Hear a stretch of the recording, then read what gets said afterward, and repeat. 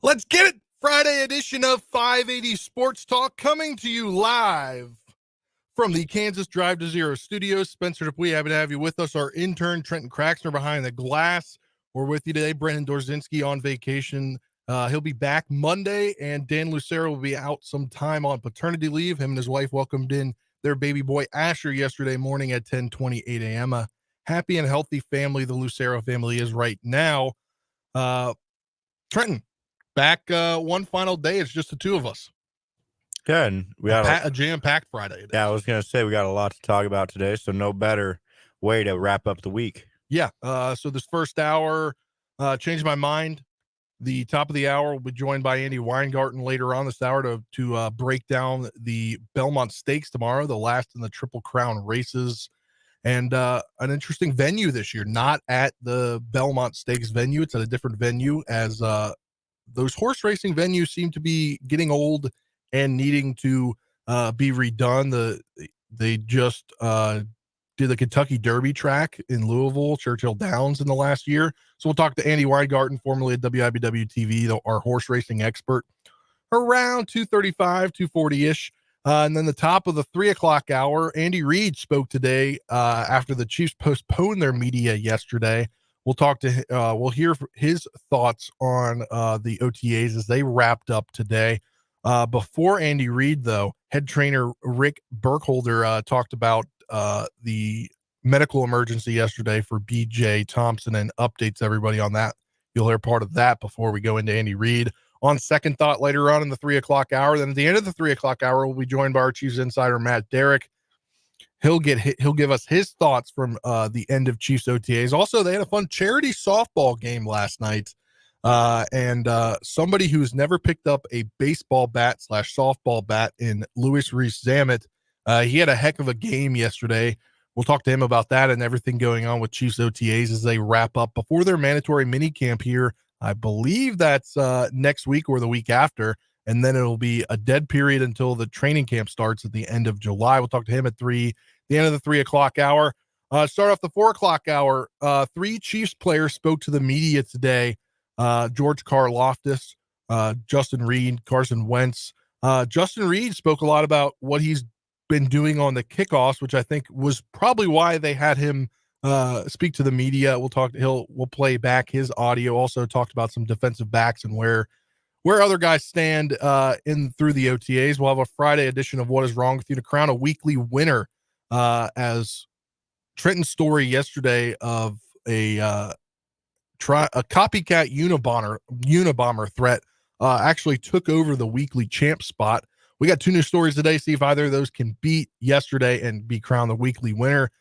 Then we'll talk Dan Hurley. We talked about that yesterday in around the same time at the end of the 4 o'clock hour. Some more movement today on the Dan Hurley to the Lakers front as the two sides meet. We'll discuss that. Then we'll have 580 Sports Talk headlines after the 5 o'clock hour, and playoff roundup is back in full swing. We'll have NBA Finals recap from last night, previewing the Stanley Cup Finals tomorrow. Also, little local tie. We'll talk a little ECHL Kelly Cup Finals as the Kansas City Mavericks are in that finals.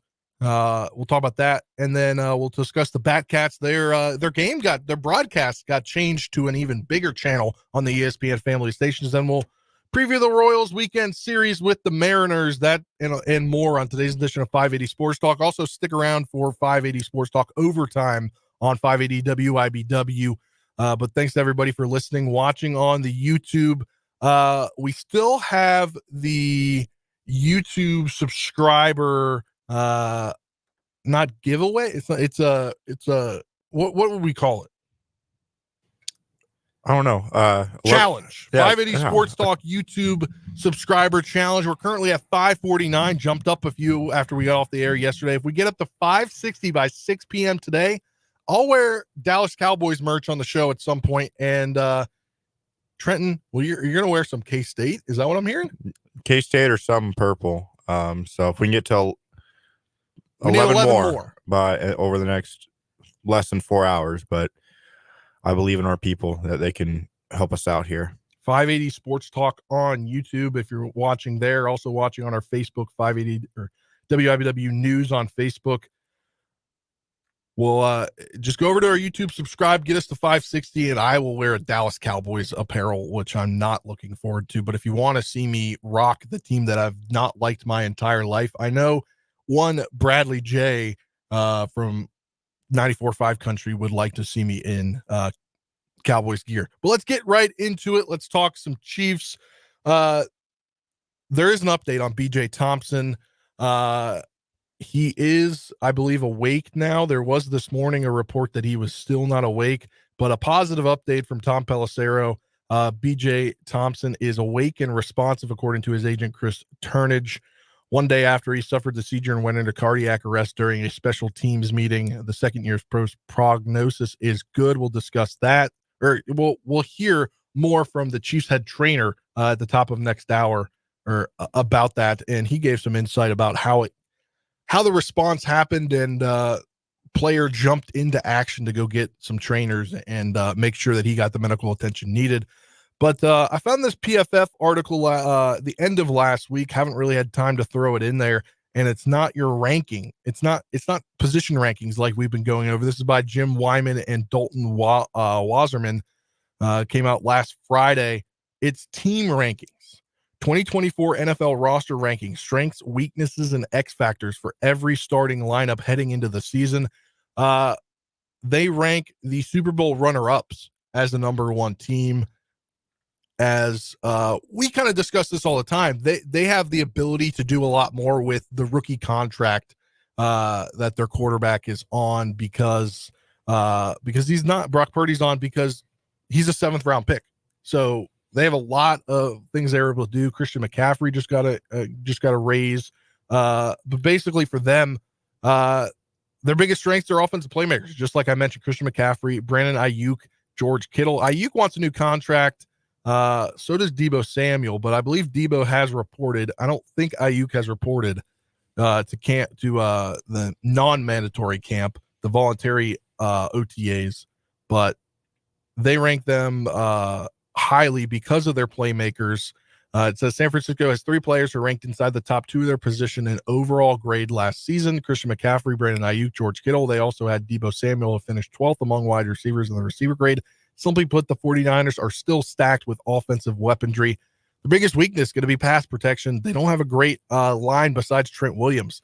They did bolster that with a draft pick. A rookie to watch they have on here is Kansas's own Dominic Pooney, the 3rd round pick. They call him a versatile lineman who was a fine pass protector and guard and tackle for Kansas over the last 2 seasons.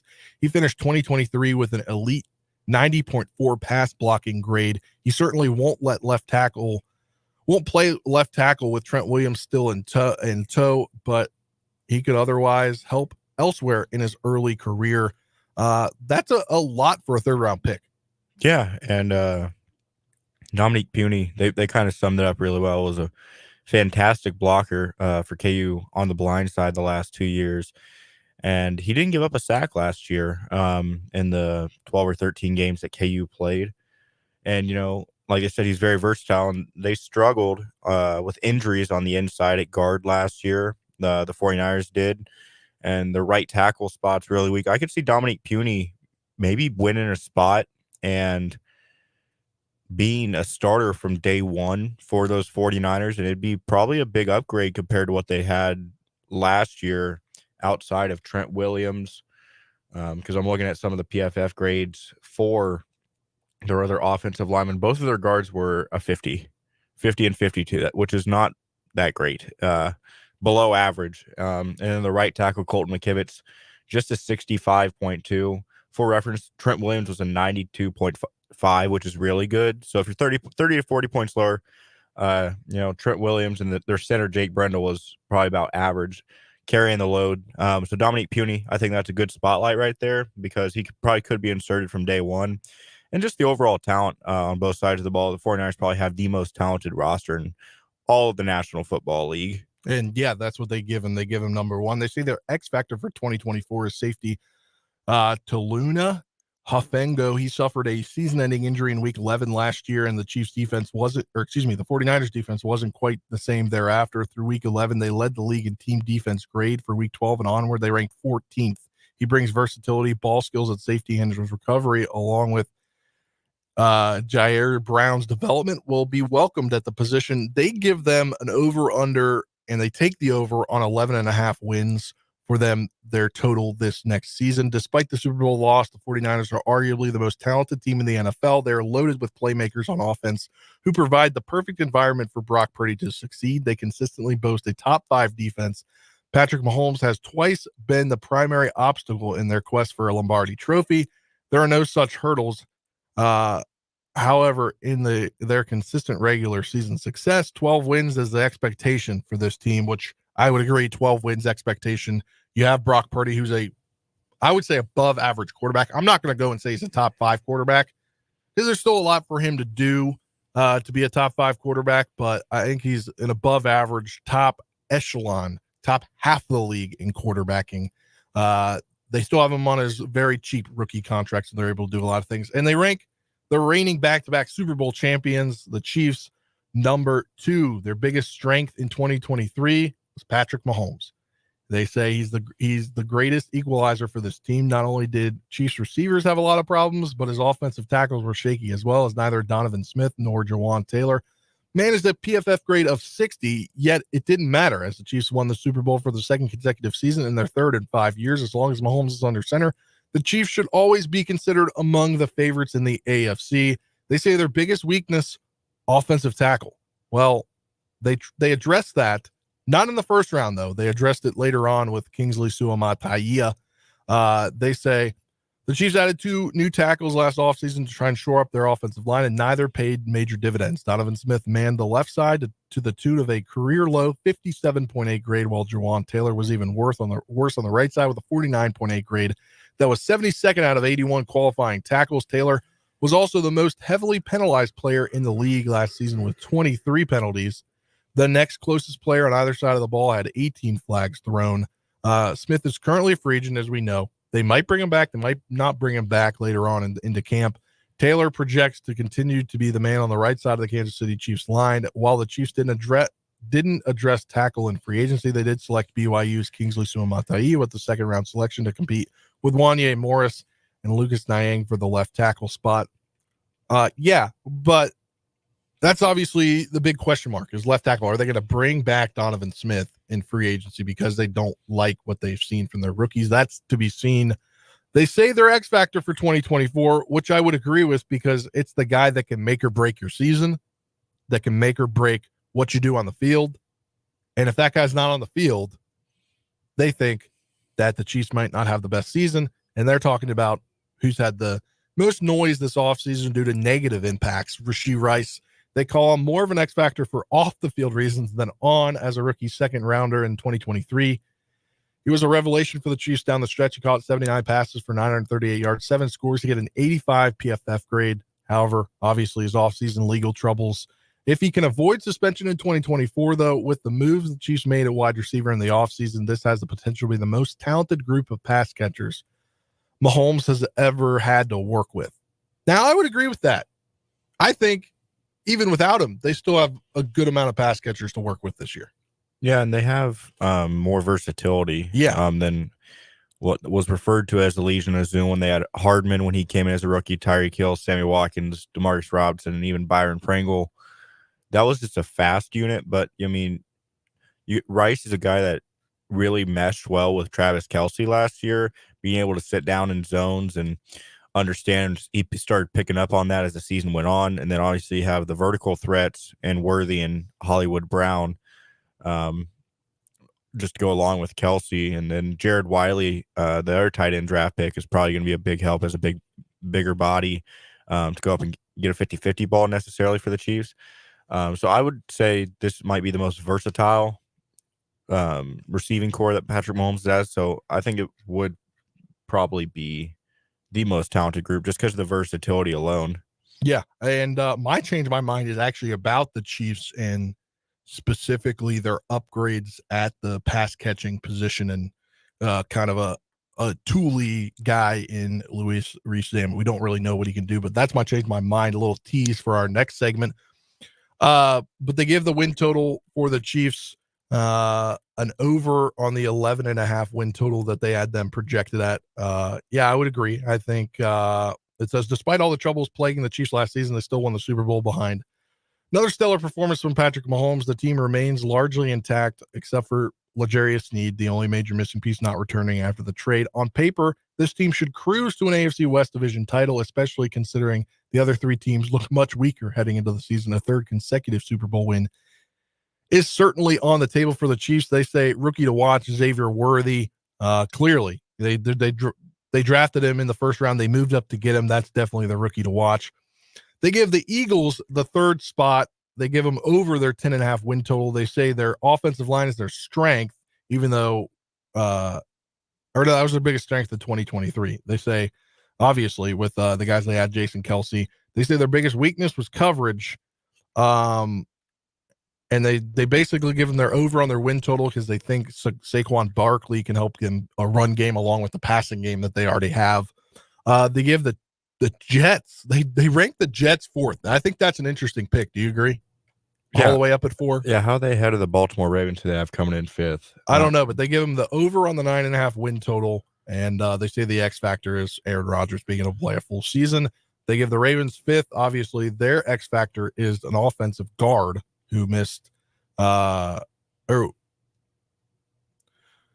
he's an interesting story. That's Andrew Voorhees, as despite tearing his ACL during the NFL Combine, he still elected a bench press, and he was the most among offensive linemen with 38 reps. They give their rookie to watch, their Devontae Walker. They give their over on 11.5 wins. Let's see where some other teams rank in the AFC. They have the Texans at 7. They have their over of 9.5. The Bengals over of 10.5. Their X factor would be Zach Moss at running back. And the 10th spot goes to the Buffalo Bills, which I think is an interesting pick. I thought they would have been closer to 15 or 16. And they also give them the over on the 10.5 win total. I'm a little confused at that the Dolphins are below them.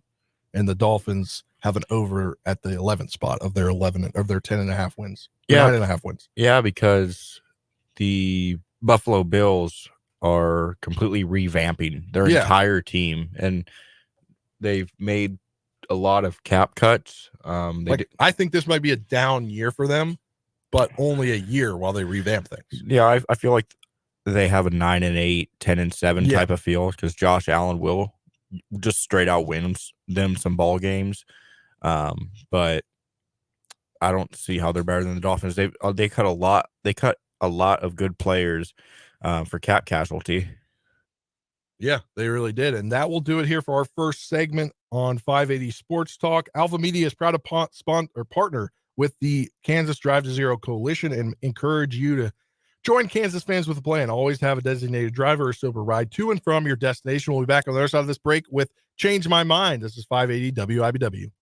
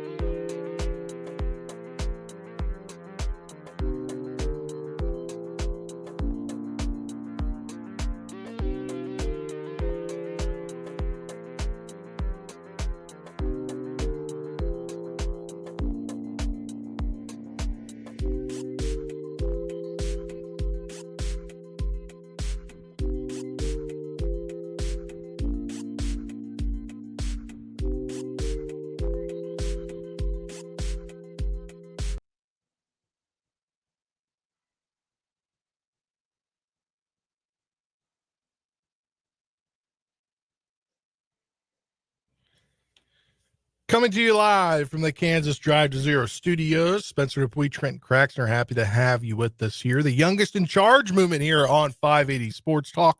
One more time before Brendan Dorzinski gets back from vacation on Monday. Let's get into some Change My Mind. How about you go first, Trenton? All right, this kind of ties in with what we were just talking about, some roster spots, and talking about the 49ers. Change my mind.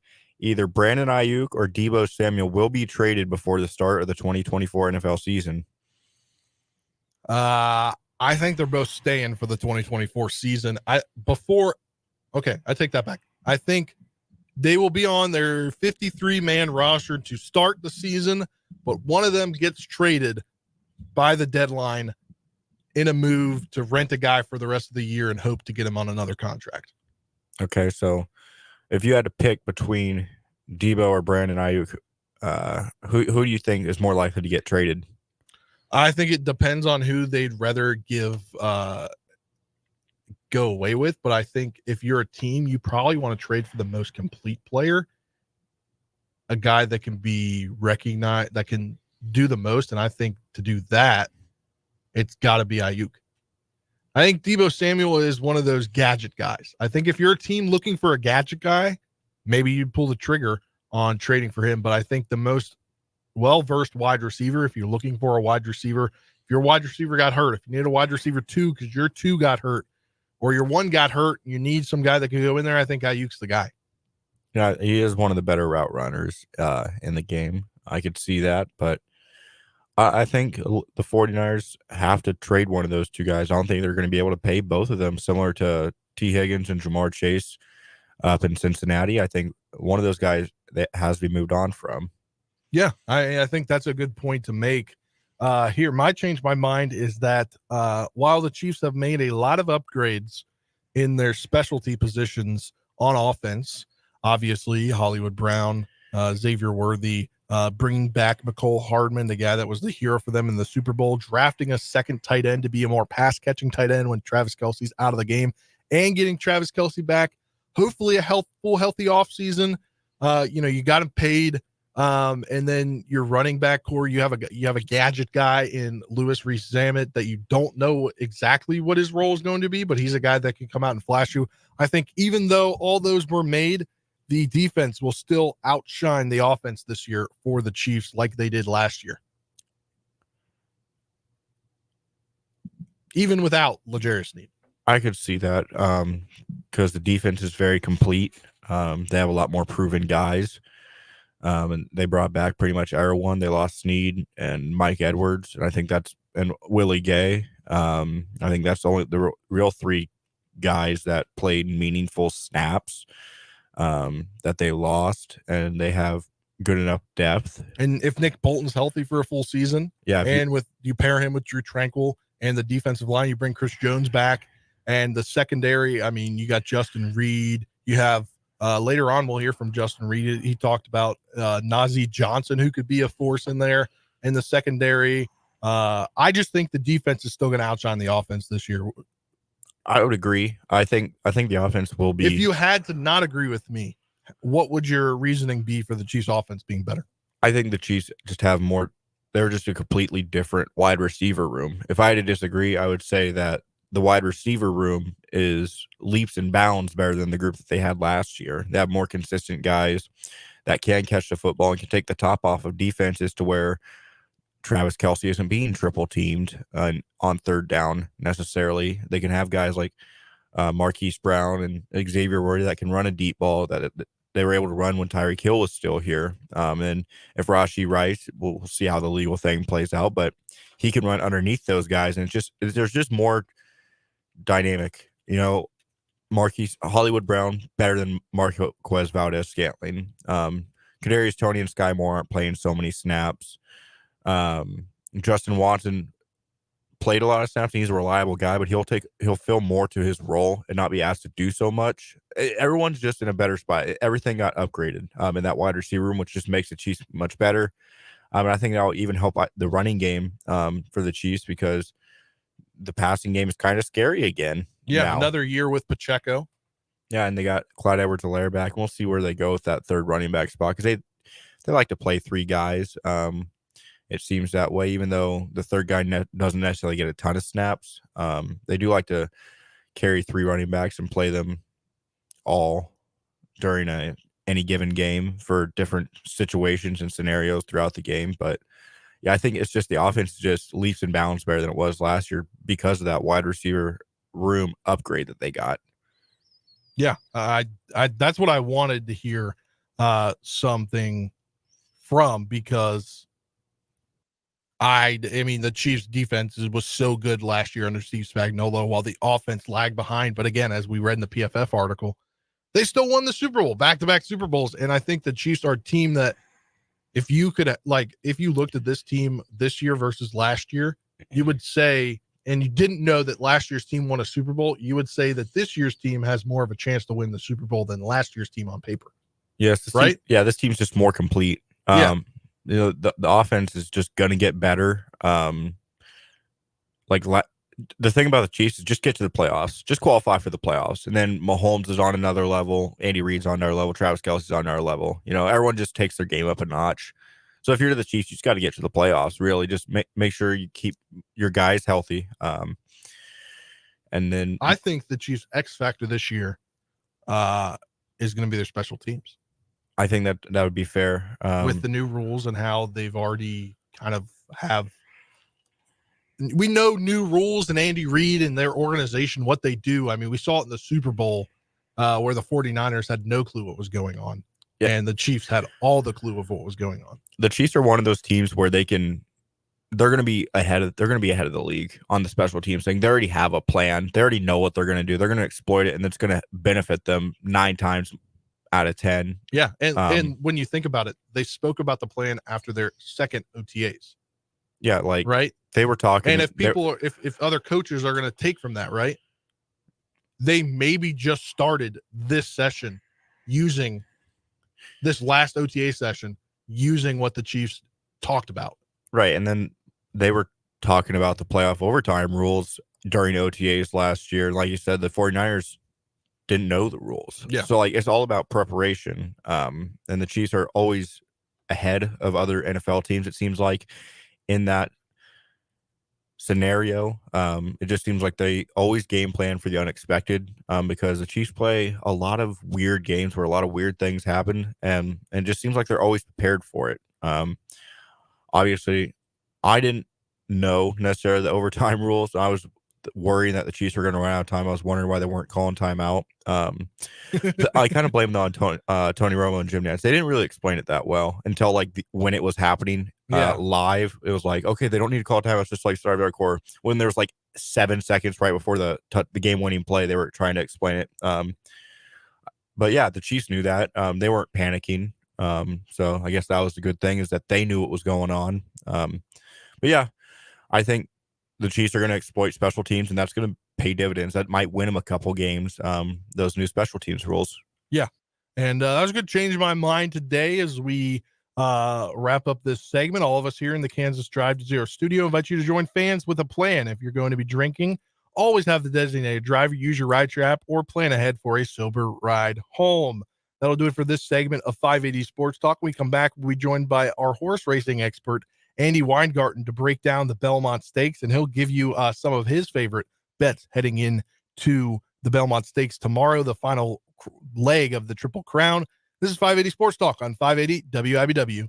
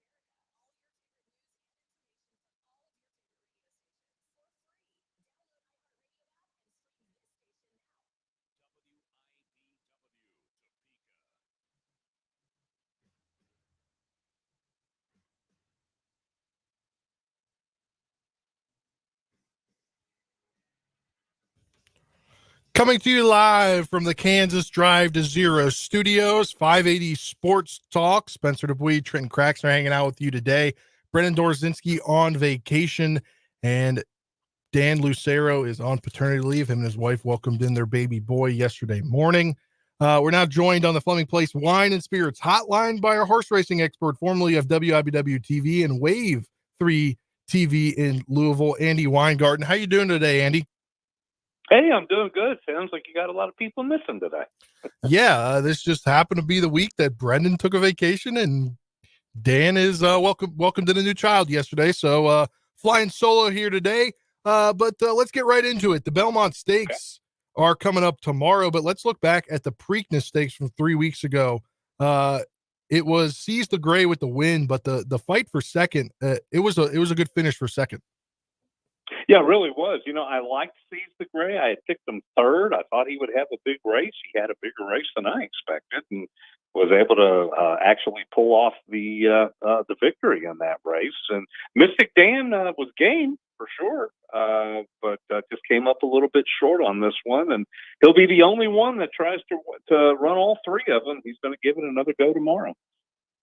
And you mentioned Mystic Dan getting second. He was in that fight for the 2 and the 3, and that was a photo finish for that spot.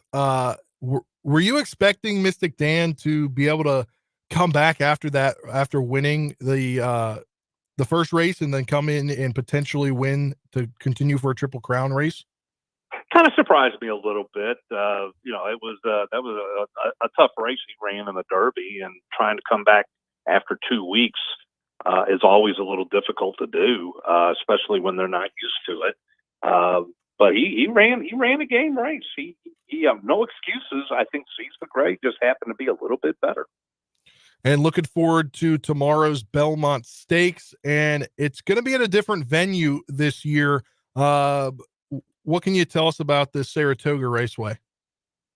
Well, Saratoga is a beautiful racetrack. It's one of those. It's kind of like you think of Saratoga and you think of Wrigley Field and Fenway Park in baseball. It's just, the setting is just fabulous. It's really kind of out in the middle of nowhere. There's a ton of forest on the outside of the track, and it's just a beautiful setting in upstate New York. Belmont Park is, I guess, undergoing a major renovation, so they're running the race at Saratoga, I believe, this year and again next year.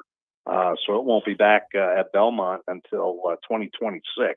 But it's a different race course. And in fact, because of that, the Belmont's only going to be 1.25 miles instead of 1.5 miles. And I think the reason behind that is if they started the race where they needed to get to the finish line at 1.5 miles, it would be just in front of the finish line now, because the racetrack is not quite 1.5 miles. To go all the way around. I guess they just didn't want to do that. They thought that might be confusing maybe to the horses, or it may also be just something with the track itself that maybe in that area it's not wide enough. They never really said, but they did say it was only going to be 1.25 miles. So it seems like we're at this day and age with these race courses where they're just not able to do what they once did as the infrastructure gets old. Is this because we're going to see it in the Preakness next year? They're probably not going to run at the Preakness. We just saw at Churchill Downs, they underwent a huge renovation project. And is it just the turning over of the old facilities that need to be upgraded? Is that why we're seeing this all happen within a couple of years of each other?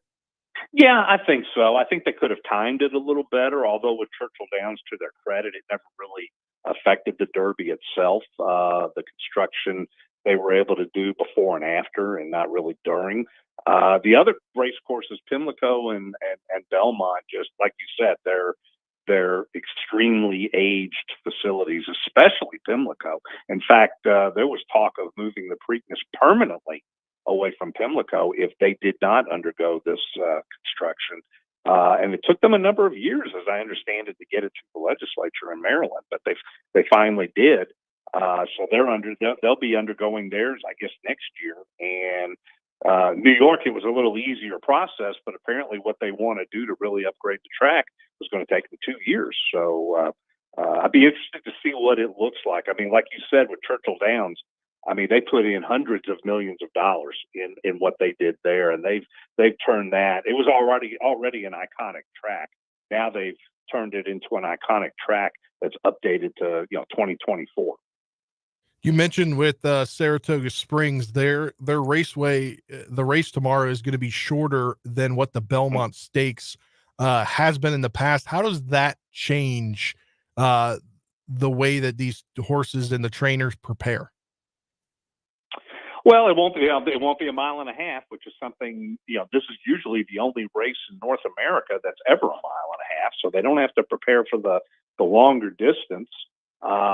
And the Belmont typically favors come from behind horses because of that longer distance. They almost inevitably, the speed horses just get out a little too fast, and that last half mile, they just run out of gas. So I guess there'll be a little bit less of that of a concern. Otherwise, it's pretty much just a normal stakes race for them, and there's only 9 horses, so it'll be a normal size field. They don't have to deal with all the traffic like they do in the Derby. So, it'll be a typical stakes race, and there are other stakes races later in the summer and fall that are a mile and a quarter, so this will set them up to prepare for those really nicely. Before we get a little bit more into the Belmont, I was looking back at my notes, and one of the key notes that they mentioned on the broadcast after Seize the Gray won was that his trainer is now the oldest to win a Triple Crown race. What is the trainer's legacy? What is his legacy in the horse racing sport? Well, yeah, D. Wayne Lucas is 88 years old, I believe, either 88 or 89. So I think by far the oldest winning trainer. I mean, he's done everything. I mean, he's won the Derby. He's won all the Triple Crown races. I know he's won a Breeders' Cup. I mean, he's done everything a trainer can accomplish in a very, very long career. He's been at it for over 60 years. And from my understanding, even at age 88, he doesn't do everything by himself, but I understand he's still very actively involved in the day-to-day stuff that goes on in the track. He's still very healthy, and there's no reason he can't do this a few years longer. So, I mean, he's one of the all-time greats. And I think everybody was just thrilled for him that he was able at this late age to get another Triple Crown win under his belt. And Seize the Gray up there again in the odds to win the race, 8-1. We know the Triple Crown is the thing, but how big of an achievement would it be to win back-to-back races, even though it's not a full Triple Crown? Yeah, I mean, it's a big deal. I mean, certainly the money involved in $1 million race to win it is huge. If he were able to win back-to-back Triple Crown races, then he's probably the at least early summer favorite to be Horse of the Year. It will make it a lot easier for him to. In fact, I probably will qualify for the Breeders' Cup in November, which is what everybody's shooting for now. That's the biggest money race of them all. That's a $6 million race. So I think it would be huge. If he wins, he's probably in. Even if he just gets on the board, it's going to give him a huge opportunity to make it for the Breeders' Cup. So it's big for him. And then Mystic Dan, I believe, is up there with some high odds to win as well. What kind of legacy would that be if Mystic Dan and jockey Brian Hernandez Jr. are able to win the first and the last race? Yeah, it's kind of the same thing. If you win 2 of the 3 Triple Crown races, then it's on favorite for Horse of the Year leading up to the Breeders' Cup, and then makes it easier to get into the Breeders' Cup. And I've got a soft spot for Brian Hernandez. I've actually met him a couple of times. He races horses, or did until he became big, raced horses for somebody that lives right down the street from him. And so it was really cool to meet him. I think it was about 18 months ago. And this was before he became huge, when he won the Oaks and the Derby in 2 days. So, so I've got a soft spot for him. I'd like to see him win it as well. The heavy favorite is Sierra Leone, and he's only raced 6 times, and he's came in first 4 times, and at the Kentucky Derby he came in second, lost by a nose, and he's dead not in both times. He hasn't won, but they changed his rider. How much might that affect the heavy favorite at the Belmont Stakes tomorrow? Well, I'm sure they hope it does. They changed riders, and I understand they changed some equipment on them too. Something about a new, either a set of blinkers or a new bit. Because the one problem with Sierra Leone is, and you saw it, of course, in the Derby, is he tends to down the stretch. He tends to run wide. He doesn't run as straight as he should. There was a lot of bumping between him and Forever Young down the stretch, to the point where a lot of people thought he should have been dropped from second to third because of all that bumping. They subsequently didn't do it, but in the 2 races he's lost, that's been a real problem for him. If they don't jostle like that down the stretch, if he has a clean trip down the stretch, he beats Mystic Dan. He would have won the Derby, but that's racing, and that's the luck of the race, and that's something they've got to correct. For him to be a great horse, that's something they've got to correct. All right, give us some long shots for the race. Well, I think the best shot, the one I really like, is the 4-horse, the Wine Steward. He would be your best shot, I think, as a long shot. Very consistent, 3 wins, 3 seconds, and 6 starts. He's been first or second in every one of his races. Seems to be getting better as he goes along. Running in some of the more higher graded stakes races. And of course, this will be a grade 1. I think this will be his first one. But if you want to pick somebody as a longer shot, probably he would be the best choice of the 9, which would be the 4-horse. And then we'll go win, place, show. We'll start out with 3, the show. Okay. I went ahead and put Mystic Dan in the 3rd spot. I don't think he wins the race, but he always seems to be in the money. I think this is one that he's going to come out a little short in, but I went ahead and put him in the 3rd spot, but it's kind of a tepid 3rd. But I've got Mystic Dan to show. And then your place. Okay, this one was, I was really between 2 horses for first and second. I'm fascinated by the 10-horse Mind Frame, which we haven't talked about. Reminds me of a lot of, now I can't think of the name of the horse, but won the Derby after only winning 2 races a couple of years ago. And he's only run 2 races, both of them this year, but the combined wins on the 2 races is 25 lengths. I mean, he's just blowing people out. He won a race at Gulfstream and then won a undercard race on Derby Day at Churchill Downs and won by 8 lengths in that one. And even though he's only got 2 starts, he's going to be a fresh horse, and I'm fascinated to see what he can do against higher competition. So I took the 10-horse Mind Frame for second. And then who do you have winning it? I think he was the best horse in the Derby, would have won it had he not jostled down the stretch. If they can fix the problem, I think Sierra Leone is the best horse in the race.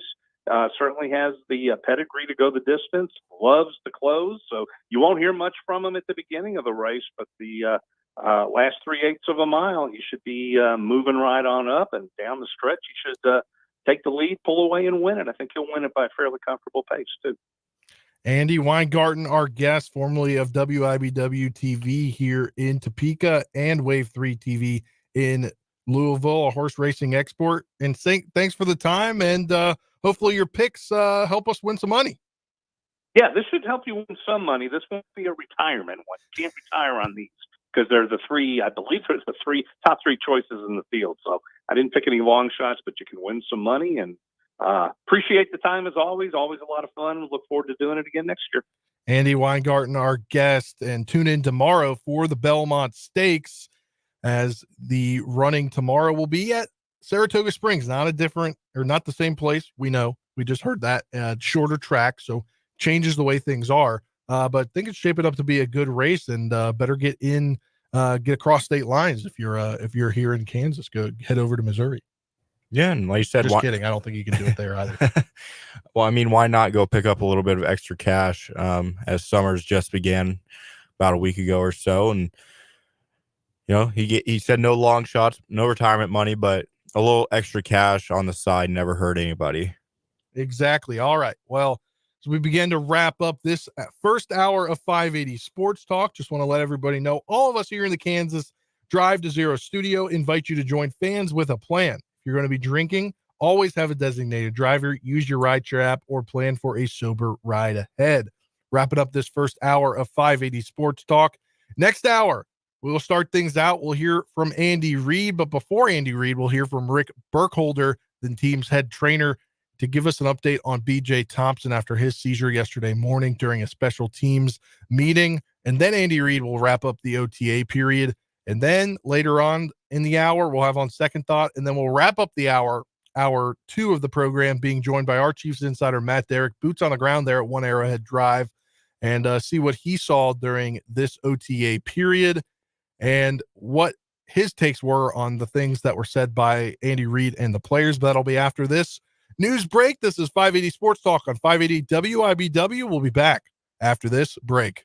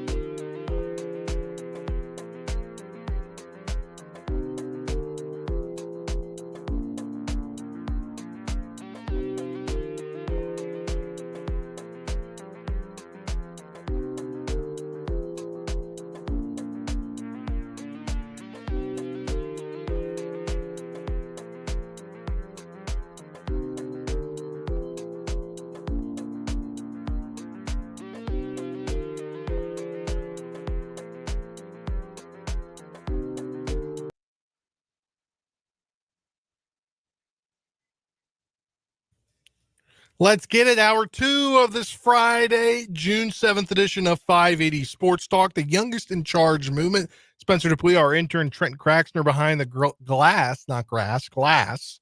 Can't speak, trying to finish out the week. That rhymed. It's been a long week, that's for sure. No Brendan, and then Dan was here a couple days, always checking his phone, see if it was going to happen, and then it finally happened, and now he's not here. It's, like I said, the youngest in charge movement is underway. Yeah. For those of you that have missed the last 2 days, I guess, or last few days, Brennan's out on vacation. He'll be back Monday. Dan and his wife welcomed in a baby boy yesterday morning. All family is happy and healthy right now, but Dan is on paternity leave, so he'll join us here in a few weeks, maybe the end of the month, next month. It just depends on how long he does take of this. But let's keep things going here as Chiefs paused their OTAs yesterday morning due to reserve defensive lineman BJ Thompson suffering a seizure during a special teams meeting, going into cardiac arrest and having to be transported to the hospital. Was in stable condition, but as of this morning, 8 a.m., he was not conscious, but now he is conscious and he is in good spirits. Prognosis is good. So it's good to see that. But they paused OTAs yesterday. And they didn't have the media either. The media was also scheduled for yesterday because it was the last day of OTAs, that last day of their last OTAs of the year. So they pushed that back to today. And Chiefs head coach Andy Reid spoke to the media and some players. We'll get to some players later on in the show in the 4:00 hour. But Andy Reid spoke to the media but first, team trainer Rick Burkholder took the mic first and discussed what happened yesterday and gave the media an update. So you got my computer ready? All right. So we'll first start with Rick Burkholder, the head trainer for the Chiefs, and then we'll move over to Andy Reid just seamlessly as Andy Reid took the podium as Burkholder got off. So here's the audio.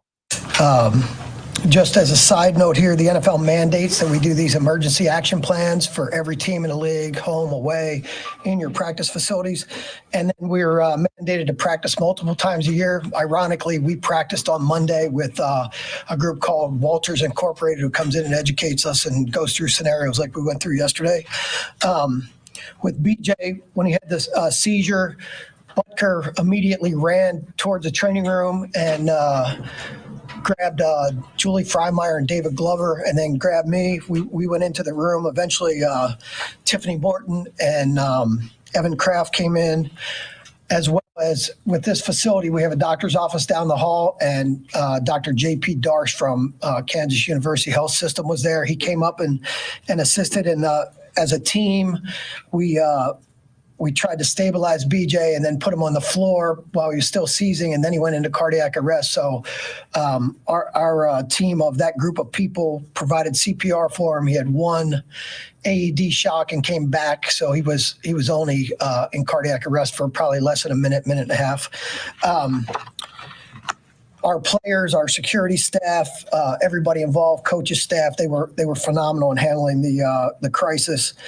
We then turned him over to KC Fire Department and the paramedics. Those paramedics do those practice sessions with us, so there was some familiarity there with those guys.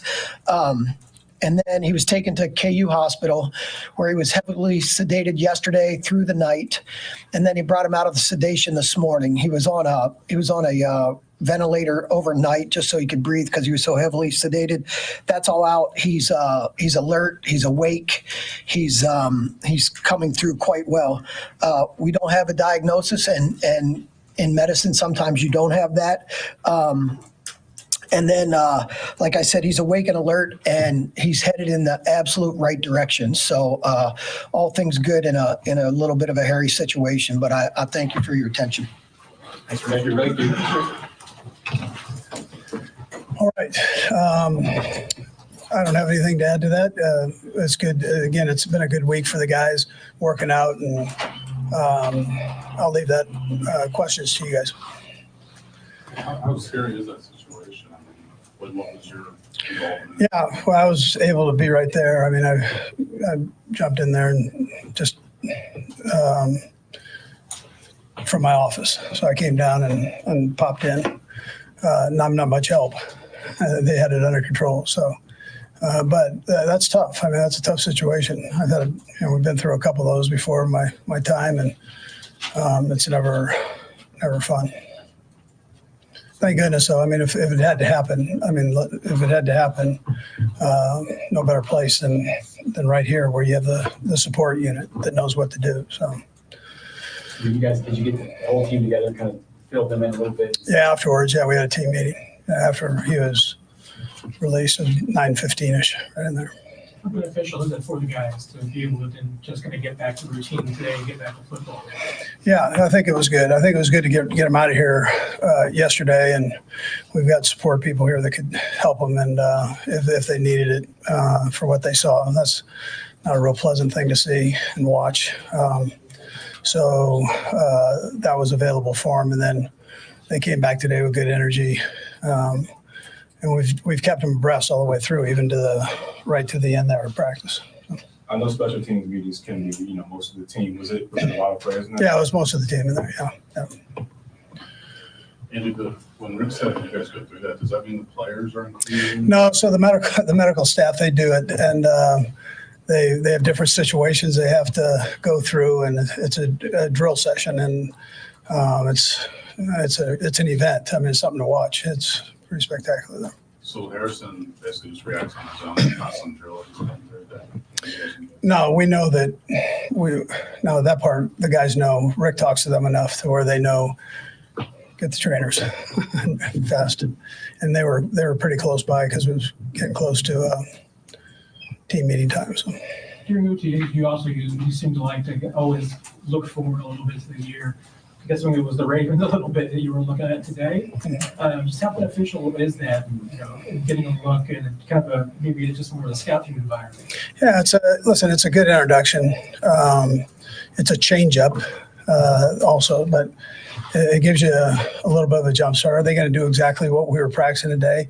They're going to have wrinkles in there that you've got to be able to adjust to, but just to go back through and review the AFC West and your first opponent, I think is, it's a good thing, just and a good change up for the guys. Coach, it seemed like two potential starters, Hollywood Brown and Jalen Watson, have been limited. What's their status right now? Yeah, they've got muscle issues there, so Hollywood is further along. He did a little bit today, so worked today a little bit. Andy, there's a story out there, as you probably heard, that Rasheed Rice was involved in a shooting at SMU before he was drafted by the Chiefs. Did the Chiefs know about that story before? Yeah, the way I'd leave it with you, Adam, is we knew enough to draft them, and then we just went with the process, and we found that it was satisfactory for us. So. Coach, with minicamp next week, what's important for you guys to get accomplished before the guys go away before training camp? We're throwing a ton at them, as you know. And so we've gone back and blended these last couple of days. So we're giving them the AFC West and the first opponent, but then we start back day one with the installs from there. And now they've got to learn after 10 installs, they've got to go back and regurgitate all that stuff. And so it's a whole process there, but they've done a nice job with it. It's great for the young guys. Mostly the veteran guys, they have a pretty good feel for it, but the young guys, it's a challenge. We'll go across from, let's go Todd. New face, old face out there today. Mecole Hardman back with you guys. What can he bring for you? And really, it's like he had quite a bit of energy. We can hear him talking like the old. Yeah, sure. Yeah, no, he brings good energy, and it's good to have him back out there. I think we know how to use Mecole, and I think Mecole knows that we know how to use Mecole in his best way. So, and he's a smart kid, so he's a good learner that way. And he's a light player to the other couple guys that we have. Speed, not the biggest guy, but speed guy. So you like those light components. Emily? You went to the White House last week, and I just kind of want to know the comparison between the food between last year and this year, and what was your favorite? Yeah, they do a great job. I've had a chance to meet all the chefs, and they do a heck of a job back there. So I would say it's a jump ball between the two, between the 2 years. It was all good. And what was your favorite, like, food, I guess? They had some fish, some fried fish that was like fish tots. Everything was bite-sized, so that gets dangerous. Adam, close up. Andy, just to follow up on the Rice situation, you said we knew enough to draft him. Can you elaborate on what you meant by that? Yeah, I'll probably leave it right there. Yeah, I'll leave it right there for you. Okay, thanks, guys. Okay, good. Thank you. That was Andy Reid. Before that, it was head trainer Rex Burkholder updating everybody on the BJ Thompson situation. But Andy Reid there at the end. Always got to ask Andy Reid a food question. That's a non-negotiable in the offseason in a press conference, right? Yeah. Andy's always very open to answering those questions too, though. So he's all good about on them him. tots too. Yes, good on him for always being willing to answer those questions. Let's break it down a little bit here. What head trainer Rex Burkholder said, and what kind of Andy alluded to in the beginning of the presser. It was good that they were, just about to get ready for, a bigger meeting, and head out to practice. So the medical staff was on hand, because sometimes if they're just meeting, maybe the medical staff isn't there, like if they're not actually going on the field. So they were able to come in there, and Harrison Butker runs down the hall, and, for everything that's got him in, some hot water lately, no matter what, he's still a great teammate. Yeah. At the end of the day, they all lace it up every Sunday, every day of the week for each other. And it obviously had to be a scary situation. And for someone to act like that, because, some people just freeze in those type of situations just because they go into panic mode. But for him just to realize that he needed some serious help and he acted on the situation. And it was good on him to know where the trainers were, and alert them and get BJ Thompson the quick medical assistance that he needed. Yeah. And let's move on to some things Andy Reid talked about. He was asked about Rashee Rice and more stories coming out about him. I haven't seen anything. Had you seen anything about previously reported SMU incident? I didn't even see this. It came out from Mike Florio on May 10th. From what I remember, basically they alleged that he shot at a vehicle that was supposed to be owned by an SMU men's basketball player, but it was empty at the time. It was allegedly. Yeah, this was alleged. I don't know if this was ever corroborated at all. And like Andy alluded to, they did a solid enough background check on it. And Rashee obviously had the traffic incident on Easter, or right around Easter in Dallas. Yeah, but the nightclub thing got dropped, so there was no evidence on that. It's just the drag racing, I guess, would be the best way to put it. Is the only hit and run accident. Yeah, that's the big thing that's the only thing he's dealing with. I don't know how true that story that Mike Florio put out.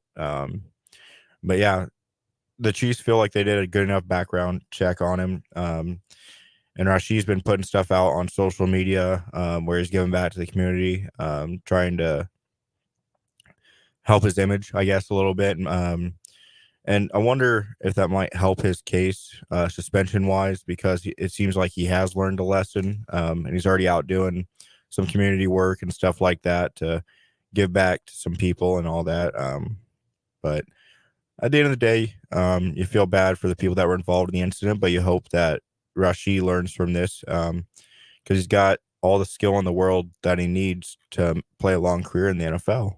Yeah. And, some more things that Andy Reid talked about. He talked about McCole Hardman coming back, and he said, he brings good energy. It's good to have him back out there. They know how to use him, and McCole knows they know how to use him in his best way. And I think that's great about bringing back a guy that you already know instead of signing another street free agent. And, we can talk about this all day long. If Rashee Rice gets suspended, whatever. But I think them bringing McCole Hardman back, maybe giving him a chance to maybe go somewhere else, see if he's got any other interest, and maybe the timing was right and everything was right to work out that, he comes back. Maybe they do know something about Rashee Rice getting suspended and we don't. Maybe they know there's something coming and they just want to be prepared. But you bring back a guy that literally helped you win the Super Bowl. He's a guy that, again, they know how to use him. And I saw some video earlier. Let me see who I saw it from on Twitter. Now it just went away. It appears he was helping Louis Rees-Zammit today, giving him some pointers. That's PJ Green of Fox 4 and KC Digital Sports Reporter. He said he was posting about, and he said giving him some pointers at returner. So he's making an impact already, day one on the field at OTAs. He's a veteran. He can help a guy that's just transitioning to the NFL. Yeah, especially at a position where he has had most of his success in his career. He's had some really big plays in the return game, whether it's kick return or punt return. And to help a guy that doesn't have a football background, necessarily trying to teach him the ins and outs and the nuances of everything involved with it, that's a good thing to see. And we talked about it yesterday. Maybe McCole Hardman doesn't make the team, but he could definitely be a valuable helper to some of the newer guys that are trying to learn the playbook, because he has the continuity and all that with Patrick Mahomes. And if anything, he could just be beneficial to maybe speeding up some concepts to some of the newer guys or the young guys that just came in. And, you always wish the best for McCole. He's always been a great guy, great teammate, great person in the community and all that. But like I said, him being a teacher and he's only 26 years old. It's not like he's in his 30s or anything. He's a young guy himself still, but taking on a mentor role, which is pretty cool to see. Yeah, it really is. And some more stuff that he that was talked about in this presser was, the end of OTAs and, guys getting out there. And, Andy Reid is always a guy that's maybe not going to give you inside baseball stuff. That's what he lets his coordinators do and his players do. This is probably one of the shorter press conferences we've had of Andy Reid in recent juncture. Yeah. I mean, if you combine like the total between the two of them was 8:24, and I think it was 3 minutes maybe with Burkholder. So a good around just a 5 minute. I mean, later on we'll play Justin Reed. He went just over 6 minutes. So yeah, and I wonder if that's has to do anything with what happened yesterday. Yeah, and maybe them not, doing as much. And yesterday, we'll get into this with Matt Derrick because he was boots on the ground there. Justin Reed, and I'm blanking on who the other person was. Trey Smith, maybe. They had a charity softball outing. And it was set for the end of OTAs, right? Which was set to be yesterday. So that's how it was scheduled. Well, they went, and obviously it was charity outing, so they went and did it anyway. So we'll talk to Matt Derrick more about that later on, but that, may have changed the way they did this OTAs practice today a little bit. But that will do it for this segment of 580 Sports Talk. Alpha Media is proud to partner with the Kansas Drive Zero Coalition and encourage you to join Kansas fans with a plan. Always have a designated driver or sober ride to and from your destination. As we get you set for this next segment, just remember you can hit us on the Top City Metal Supply text line 785-272-9429, 785-272-9429. We'll be back after this, and we'll have On Second Thought to see what takes we had wrong this week. This is 580 Sports Talk.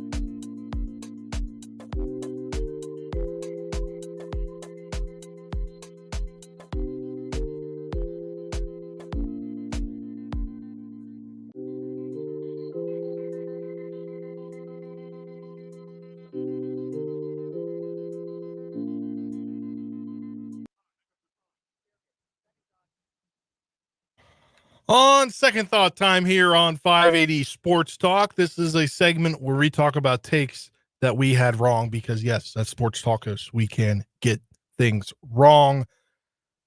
Trenton, we'll start it out with you. I was trying to rack my brain and think of some that I said earlier this week that might be wrong.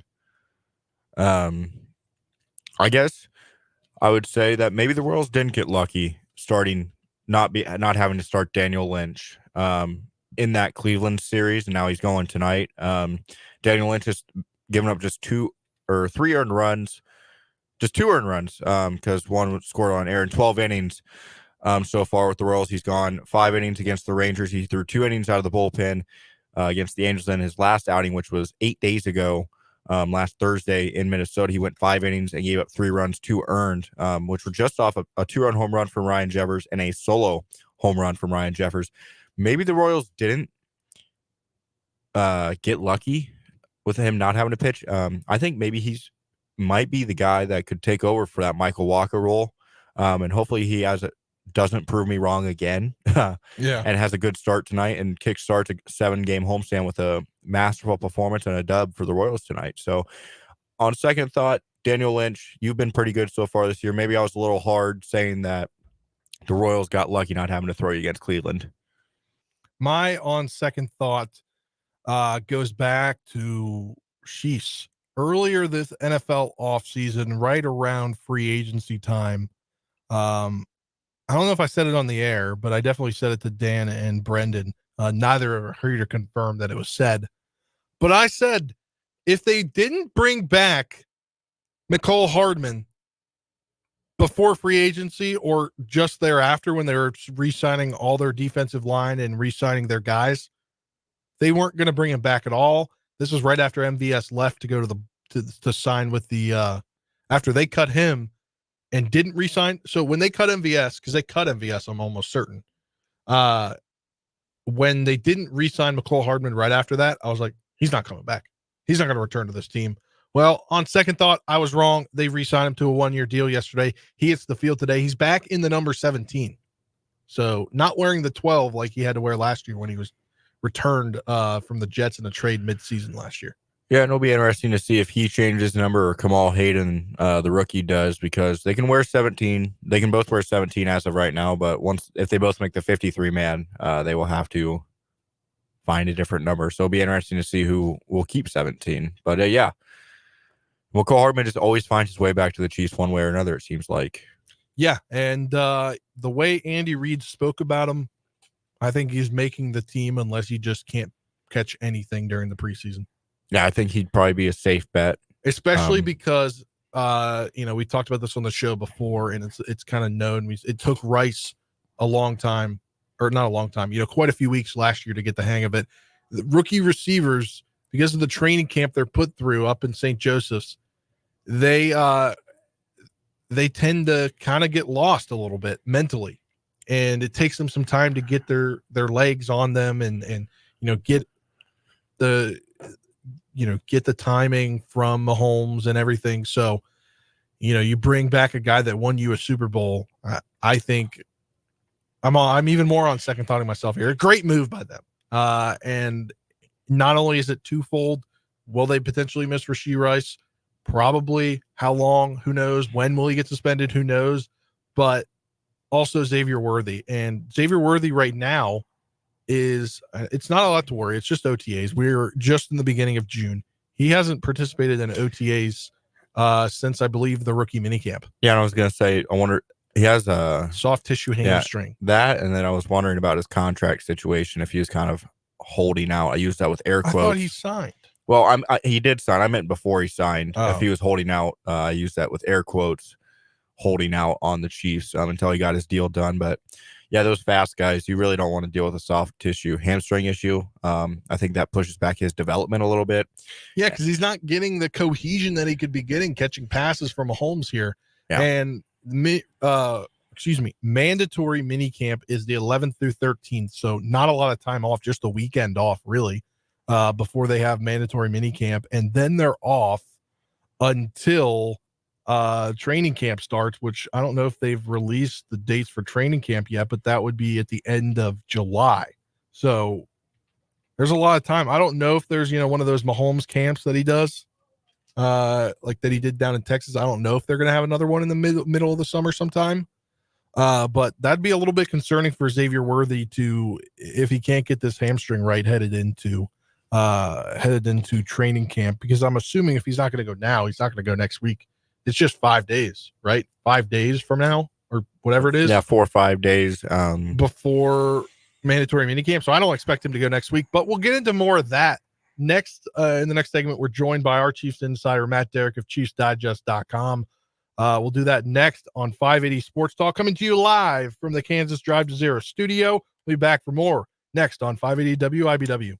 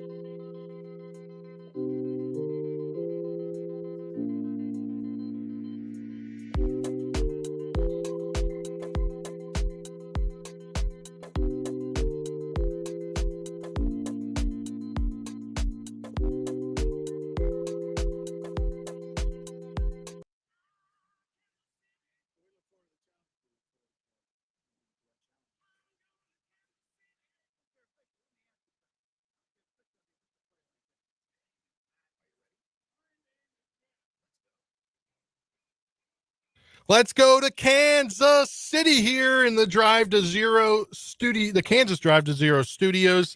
Spencer hanging out with you solo today. We're joined by our Chiefs insider, Matt Derrick, on the Fleming Place Wine and Spirits hotline. And Matt, an eventful 24 hours with the Chiefs yesterday, having to cancel practice and the media sessions because of BJ Thompson. Get the update earlier today. He is progressing and prognosis looks good, but take us through what you know about the situation.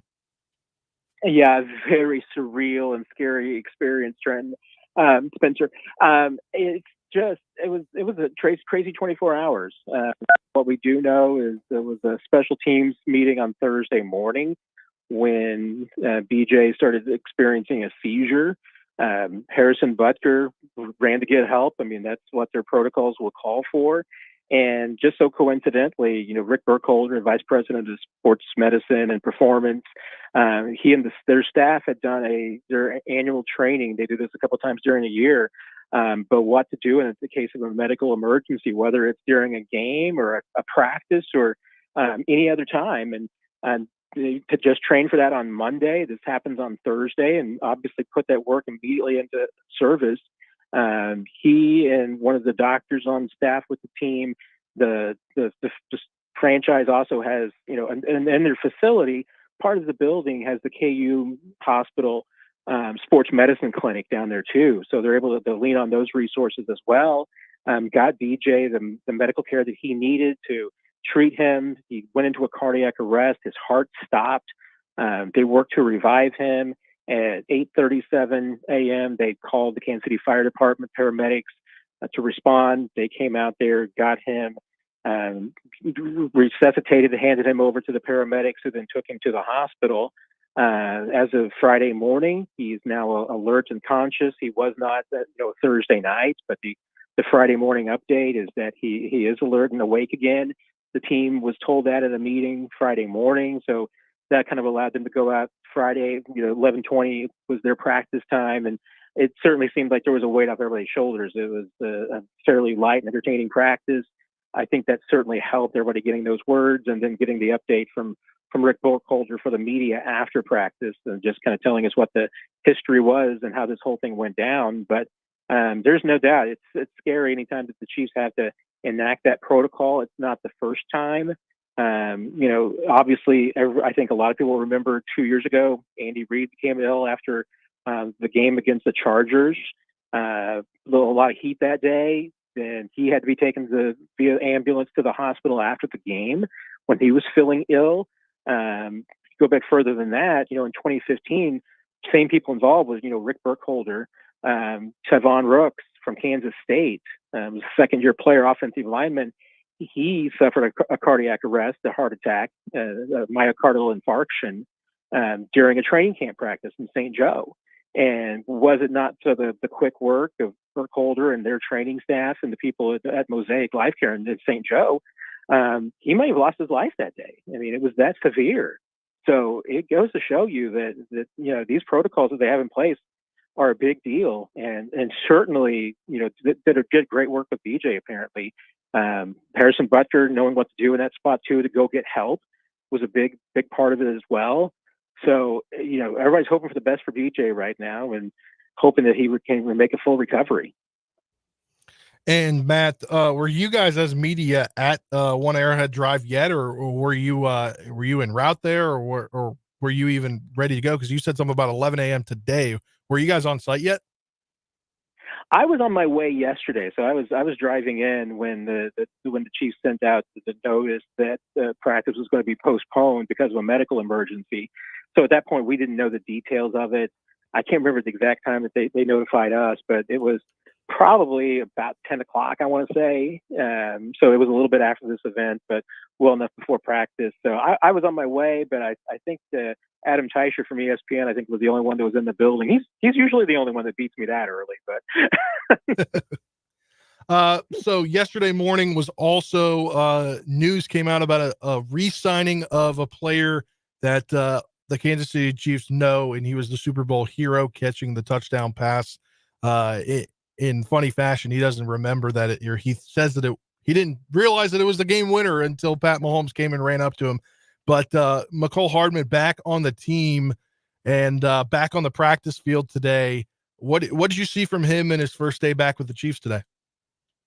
Yes, still wearing 17 for now. That was the number obviously he wore when he came back last year.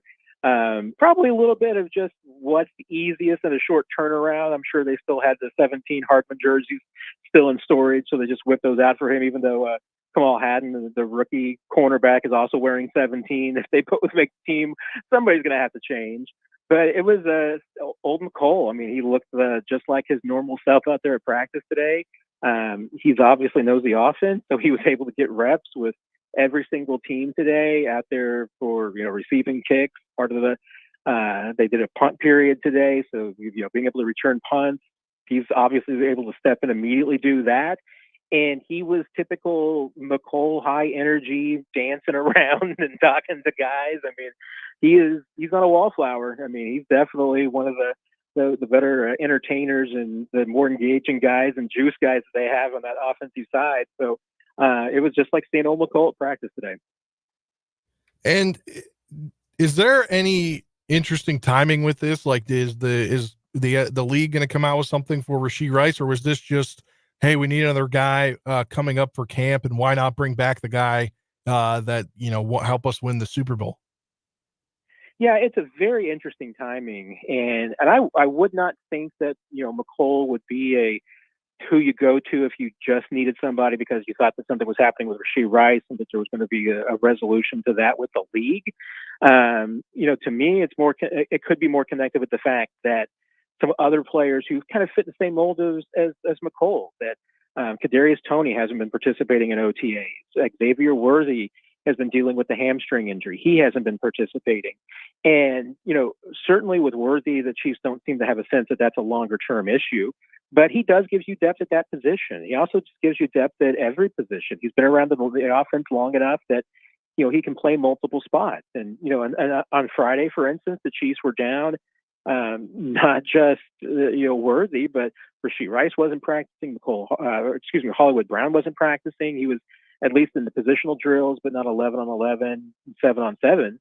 Numbers were getting challenged a little bit. So the Chiefs had all along been talking about the fact that, hey, if they needed McCole, they knew he was out there.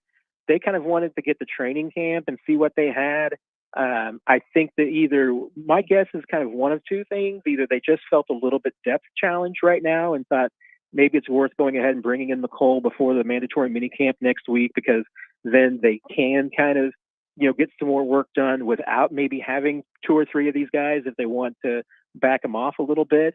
But, it could also absolutely just be that they decided that they do need McCole longer term and they wanted to be a part of the picture.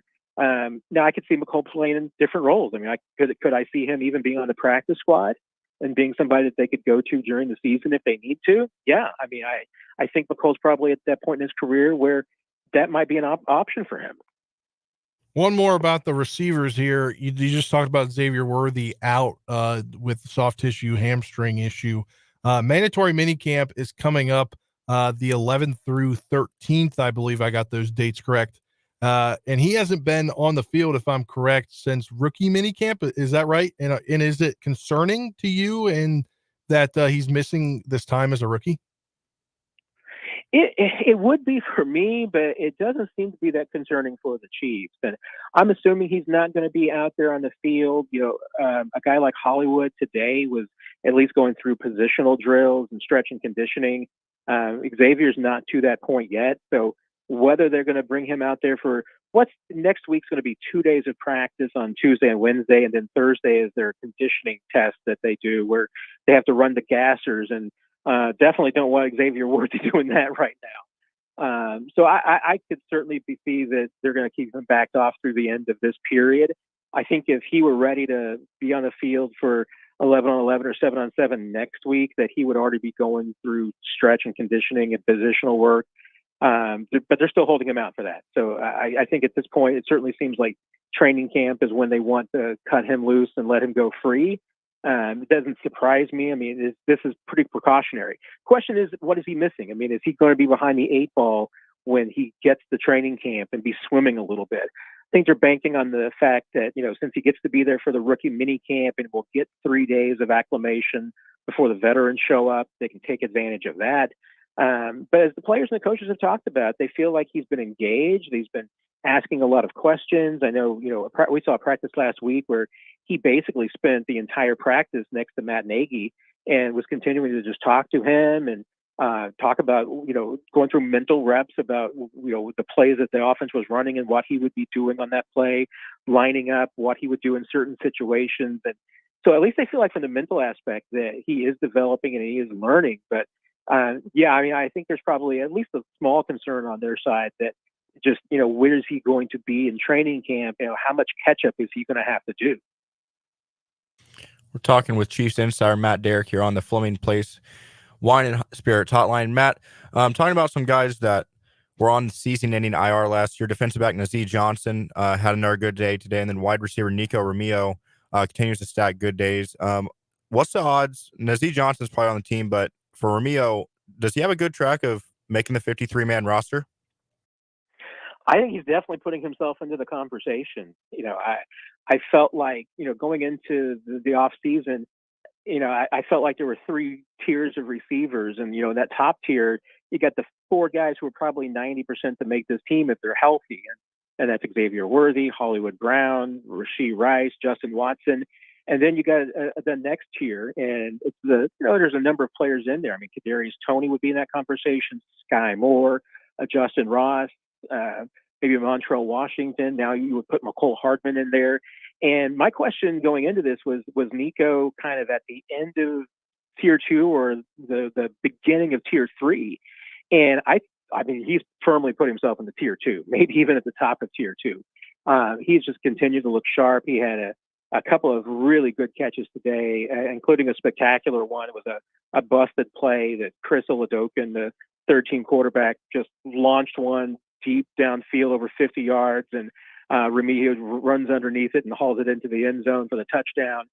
He's had a couple of those plays, and he's had a couple of great catches from Mahomes and Carson Wentz as well. It just seems like he's been getting a lot of opportunities with guys out and has looked great. Nazee Johnson this week was the first week that he's been back on the field in 11-on-11 and 7-on-7 periods, and honestly picked up right where he looked off. I heard he had a great play the other day. He had a great pass breakup today as well.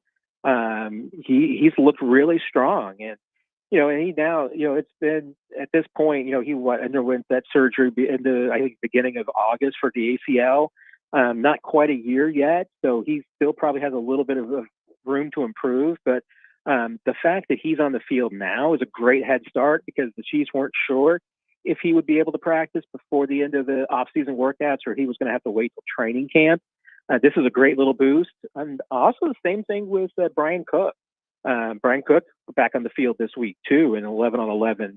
And that was another guy that the Chiefs were hoping would be ready to go before the end of off-season workouts, and therefore be ready to, be back as a starter at the beginning of the season. He's definitely on track for that. Nazee probably has more of an uphill challenge to just prove how much he has come back if he wants to be a starter this year. But I think he's definitely going to be in the conversation, and obviously definitely has a strong chance of making the team. And, we heard earlier, well, we're here on the show, but I heard earlier Justin Reed's presser, and he couldn't stop saying good things about what he's been able to do this offseason, and the fact that he even said it, that he was probably on track to start last year. So how much do you think that is motivation for Nazee to get back even sooner?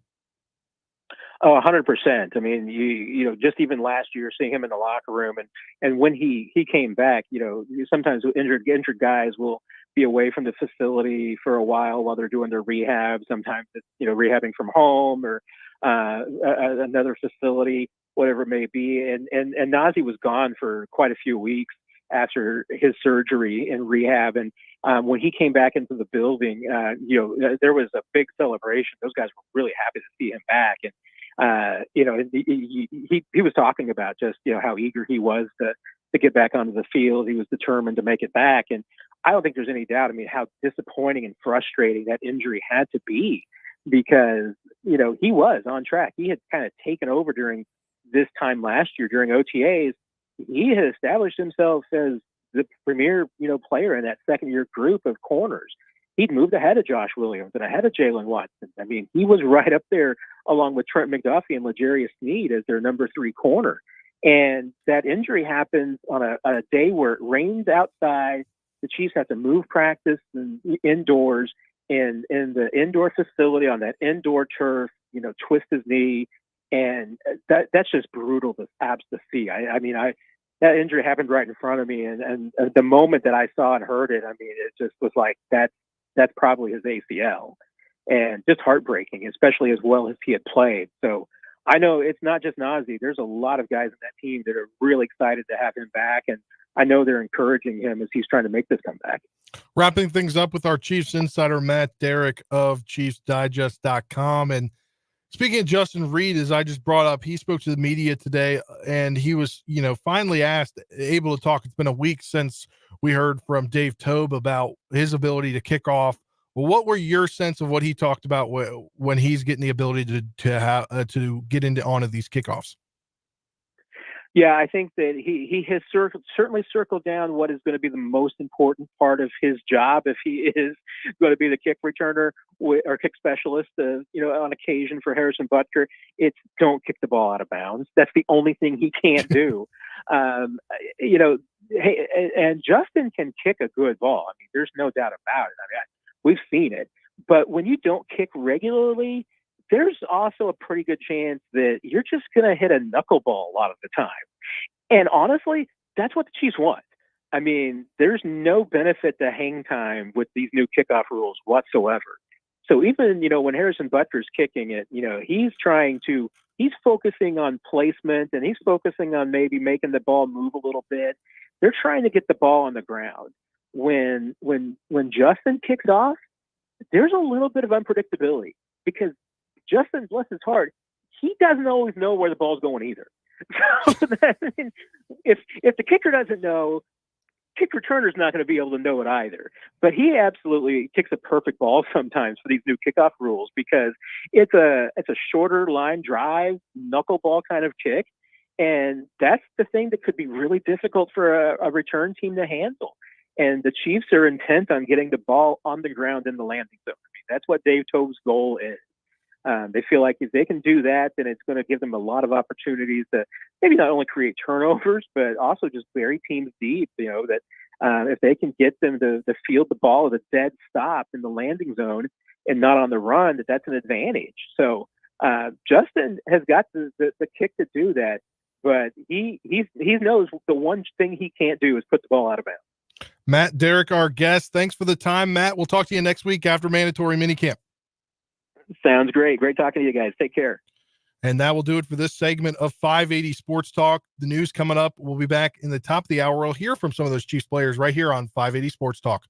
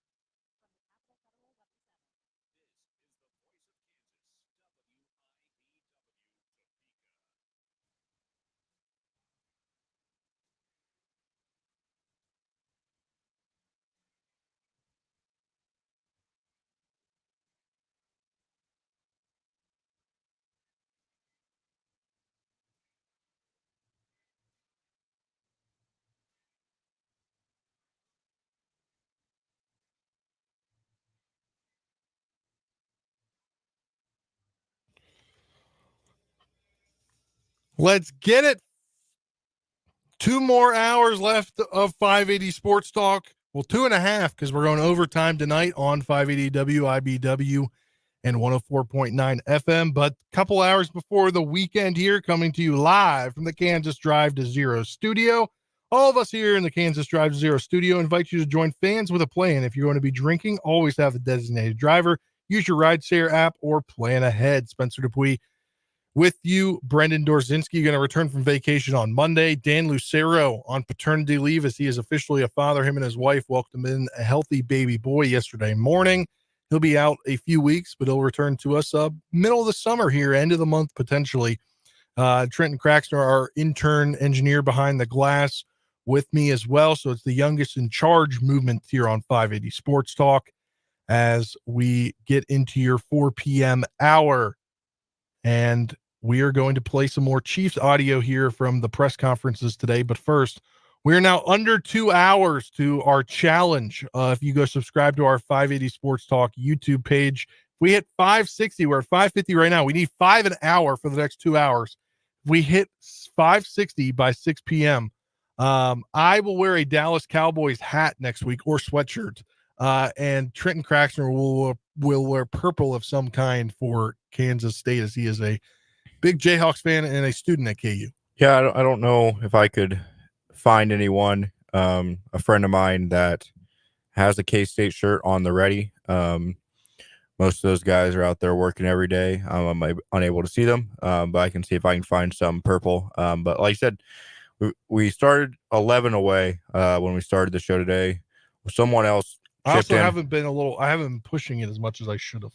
Yeah. But if you're listening now through the radio waves or whatever, and you have a Google account, just log in on YouTube, subscribe, get us 10 more. We've already gained like 20 some since Brendan's been on vacation, and we've already gained like 10 since Dan left on Wednesday afternoon. So we've already made an exponential jump. But if you want us to get to 560, our ultimate goal before Monday, log in on your Google account on the YouTube and just subscribe. Tell your friends about it if you already subscribed, though.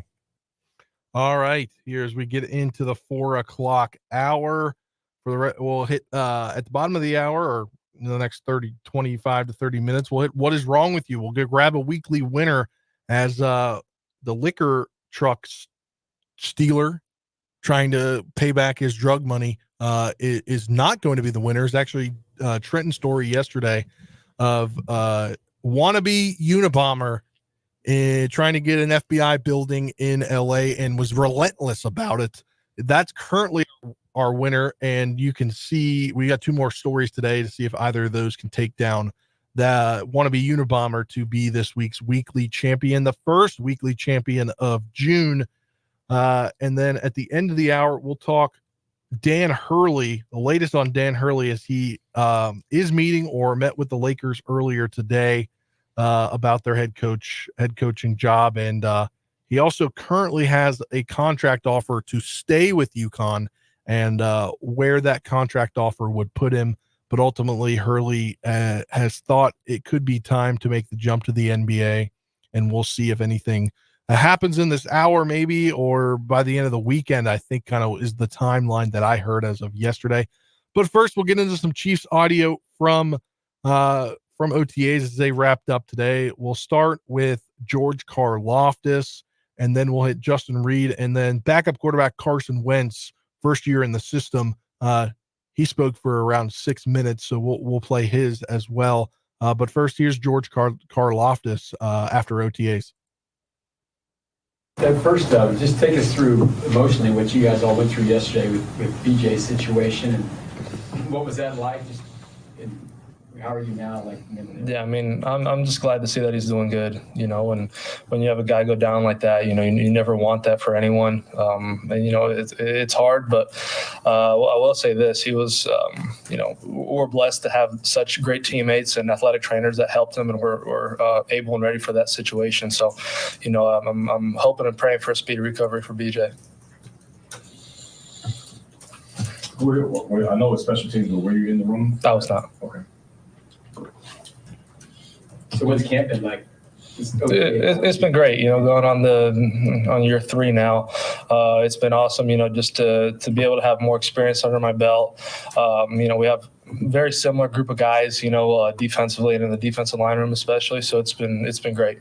There was a little uncertainty as to whether Chris would be back. I guess just when that news finally came through. That's my guy, man. So I was over the moon, man. It's my guy. We all love Chris in this building, and I'm glad he's back with us and he's going to be with us. What was your communication with him, if you remember when the news came through? A couple hours before it came out, we were just talking like nothing had happened, and just because it's we're friends at the end of the day, So and then it just came out, and I was so happy for him, man.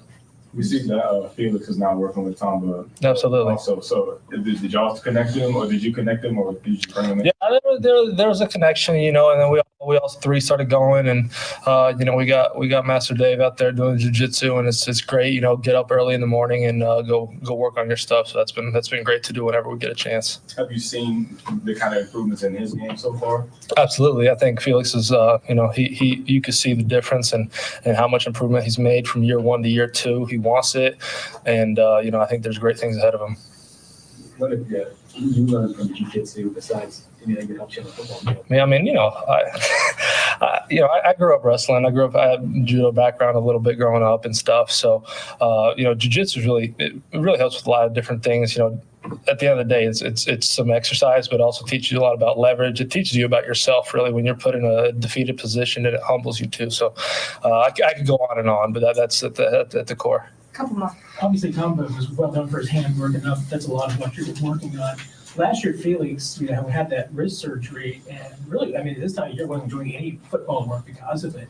How much of a difference have you seen just in that part of his game from a year ago? Just like I said, it's been night and day, for him to come out, just like you said, last year he was dealing with a couple things, and now to see him, having a year of experience under his belt and an off season and all that kind of stuff, he was a great addition, and he is a great addition, and I think he's going to be great for us this year. Sure. Did you switch anything up about your off season in preparation for year 3?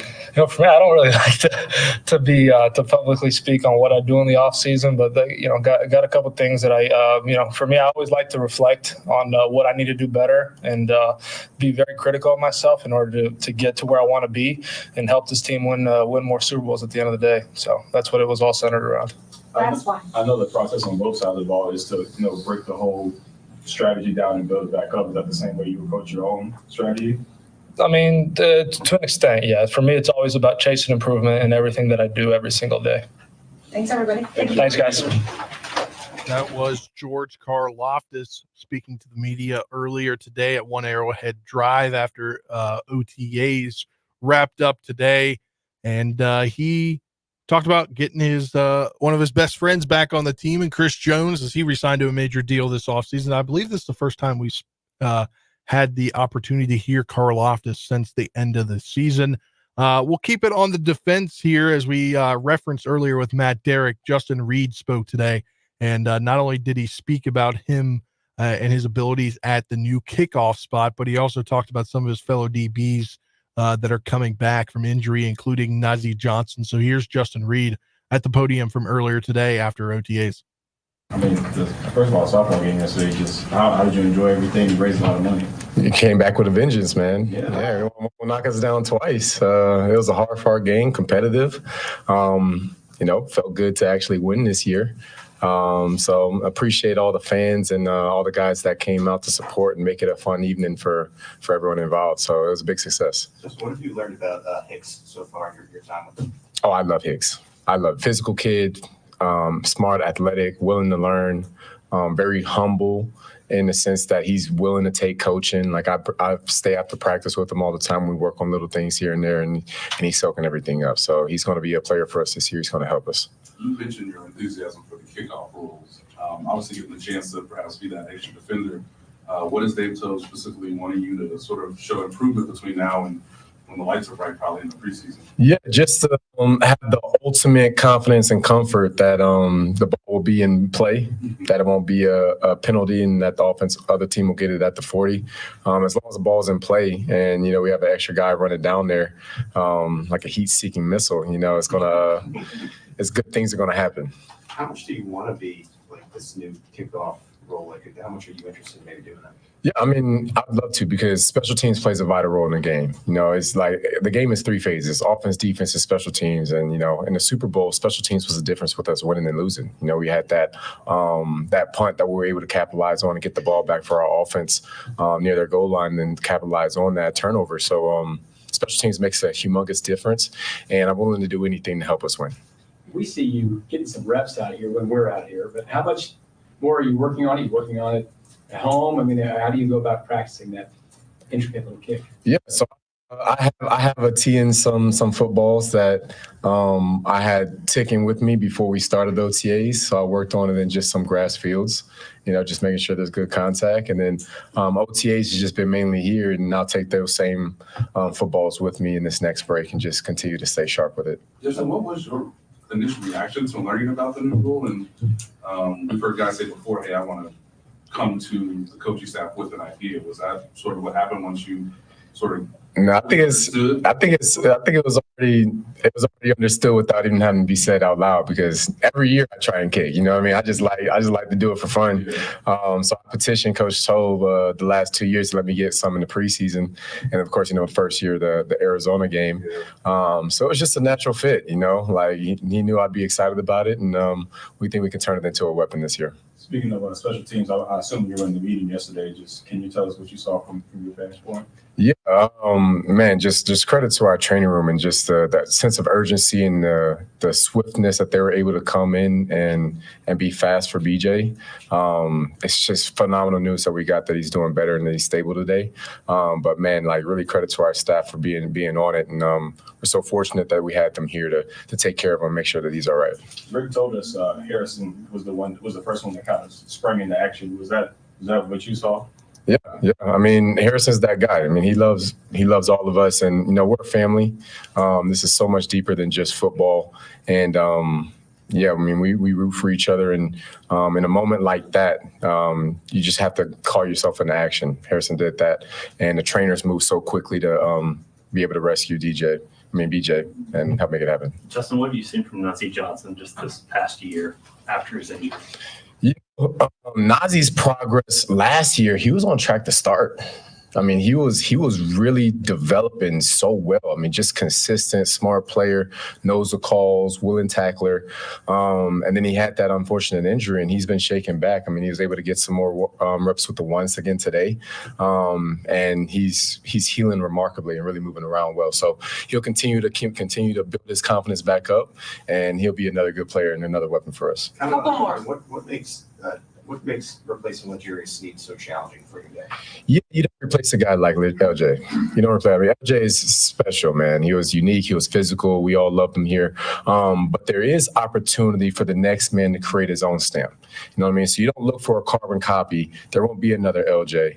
But there's opportunity on the field right now for Josh Williams, for Nazeeh Johnson, for Jalen Watson, for some of the rookies that we brought in. There's opportunity there for those guys to step up and create a name for themselves.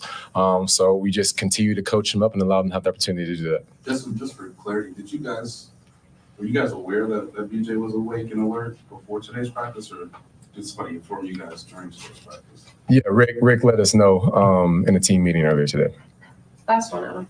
Justin, you obviously have mini camp and the ring ceremony next week, and then you have that block of time before camp starts. What's that block of time going to be like for you? How do you get yourself ready in that period for a season? Yeah, so I have a consistent routine. There's a group of DBs that I train with every year, about 14 of us. We usually go to Phoenix, and we go train there, and we'll go there about 2 weeks before training camp, and we'll continue. So the first 2 weeks, I'll most likely be here just continuing to work with our strength staff, because they do an excellent job keeping guys in shape, and they'll get you prepared for the grind that training camp at St. Joe's always is.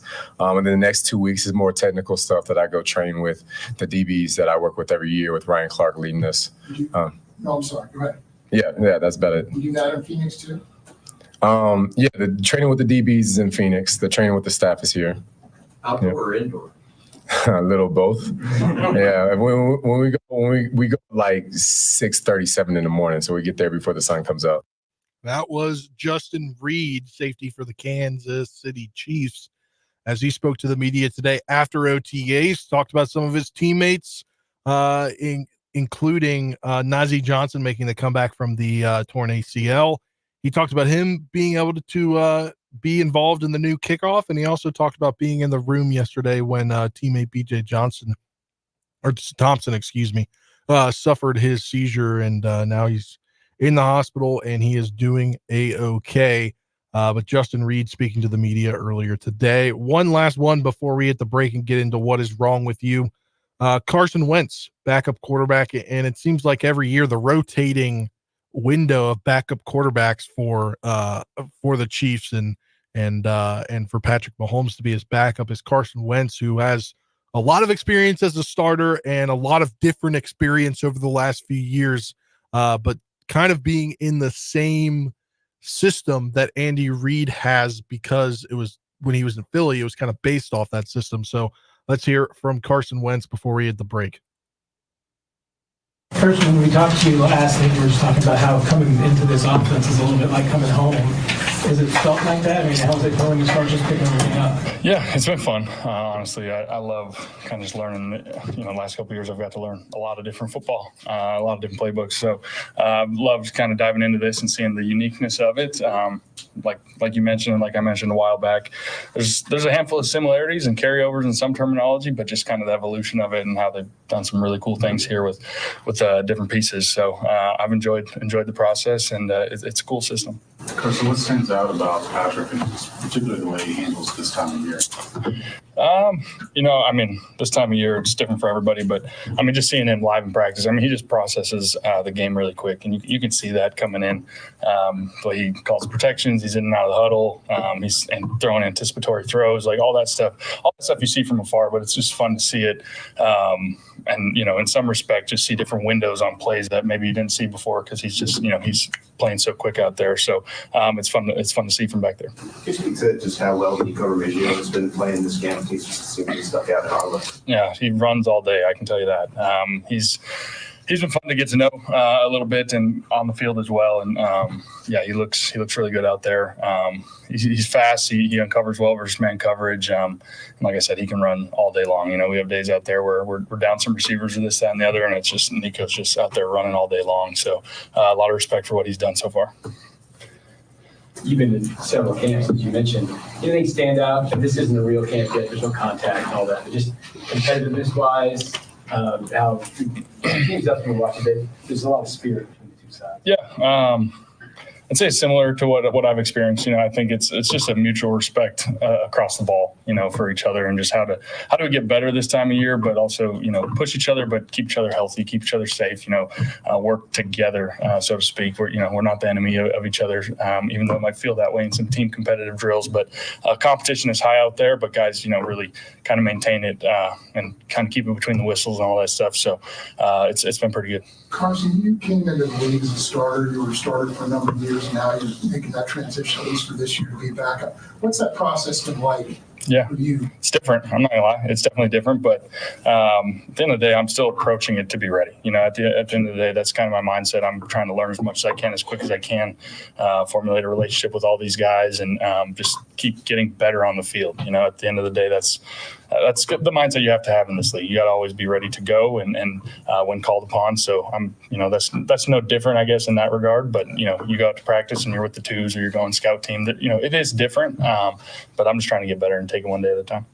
In that kind of same vein, have you kind of figured out what your role is and what your voice needs to be as far as being in the quarterback room and helping Pat, and whether it's breaking down film or any other elements of the job? Yeah, we're still obviously early. We're only in here a handful of hours every day and a couple days a week, and it's not quite the grind that it will be. So that'll keep evolving and kind of how I kind of find my place, so to speak. But Pat and I already have a great relationship, and that'll keep growing, and I'll keep finding ways I can help. And there's no lie. The dude's been playing extremely high level for a while. So, I'll find a way to help in whatever way I can, whether that's off the field, on the field, whatever. So, and just here to help and support. A couple more, guys. What's jumped out most dealing with Matt Nagy for the first time? He's definitely sharp football mind.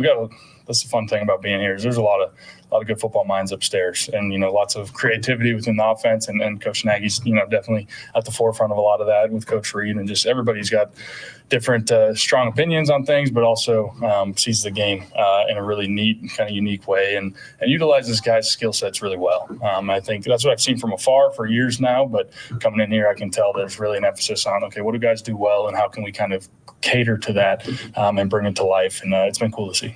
Given your veteran status in the league, obviously being a quarterback, you have the responsibility of the rest of the guys, but is it somewhat unique to get to know Lewis, knowing that he's never played in football traditional games before? Without a doubt. Is there a sort of responsibility you feel to try to get him prepared as much as possible, given that he'll probably be on the field with you quite a bit in the preseason? Yeah, there's this time of year's sometimes out there it looks like organized chaos at times. So we're trying to you see that team drill at the end, like it's just fast, chaotic. So guys are trying to work together, help each other out as much as we can, and then in the locker room getting to know each other off the field so we can form that relationship. So there's open dialogue for both on the field and off the field stuff, and it's been cool to see him just kind of start picking it up and play ball. And I'm really excited to see him once we get to preseason actually get hit, break some tackles and just kind of cut it loose. So it's just been impressive to see kind of how quick he's picked it up. Last one, everybody. Just in first impressions of just the city of Kansas City. You're a Midwest guy. So. Yeah, love it. Just the culture, the values, everything that me and my wife, our family kind of stand on just kind of makes us feel right at home. The fan base, I've played at Arrowhead a couple times and I appreciate the fan base now on my side. And so it's definitely been a cool city to kind of just get to know in my, first, it's been 6 weeks here and look forward to continue to explore it and be a part of the city. Thank you, guys. Thank you. That was Carson Wentz, the new backup quarterback for the Chiefs. And having played in a similar system will be very beneficial to him if he ever has to take the reins of this team or at the end of the season, if we're in a week 18 and they need to rest starters. They can probably still go out there and know what he's doing with very limited reps. Yeah, and with his mobility, I wonder if the Chiefs bring back maybe the QB sneak. I remember when that was talked about after he got signed. And maybe they just put, because he's a big body. Yeah. Carson Wentz is. He's not a small guy. He's a big physical guy. So maybe they bring that back. And obviously having a veteran, they had Chad Henne for a couple of years. Blaine Gabbert held the role down last year. Matt Moore, even before Chad Henne. And now Carson Wentz gets his chance to shine as QB2. Yeah, so Carson Wentz before that was Justin Reed. And to start things off, we had George Karlaftis. Alpha Media is proud to sponsor with the Kansas Drive to Zero Coalition and encourage you to join Kansas fans with a plan. Always have a designated driver or sober ride to and from your destination. We'll step aside for a break. When we get back, we'll crown a weekly champion here on What Is Wrong With You on 580 Sports Talk on 580 WIBW.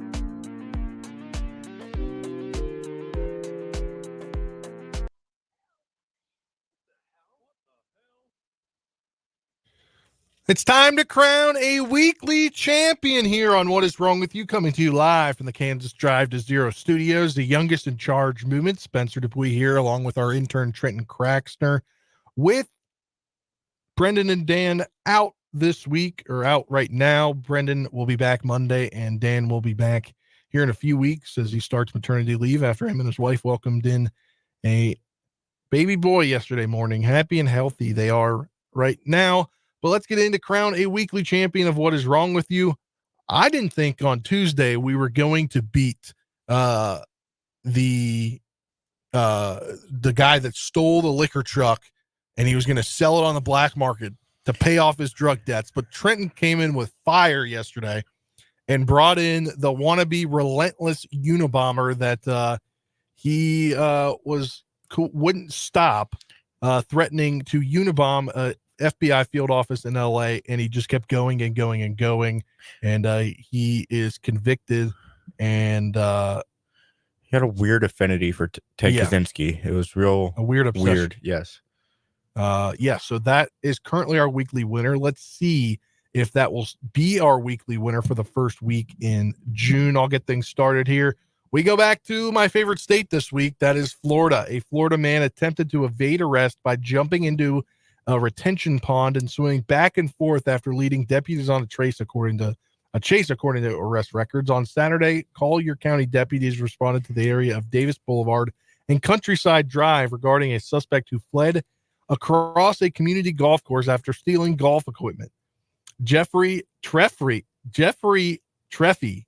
That's a hard one right there. Got two F's and a Y. A rhyming first and last names. Crazy. There's an R in each name, an E in each name, two F's in each name, and a Y in each name. He's 46. He's of Naples, Florida. He was spotted driving eastbound on Davis Boulevard in a red BMW before making a U-turn into the westbound lane, speeding past a deputy in a marked patrol car.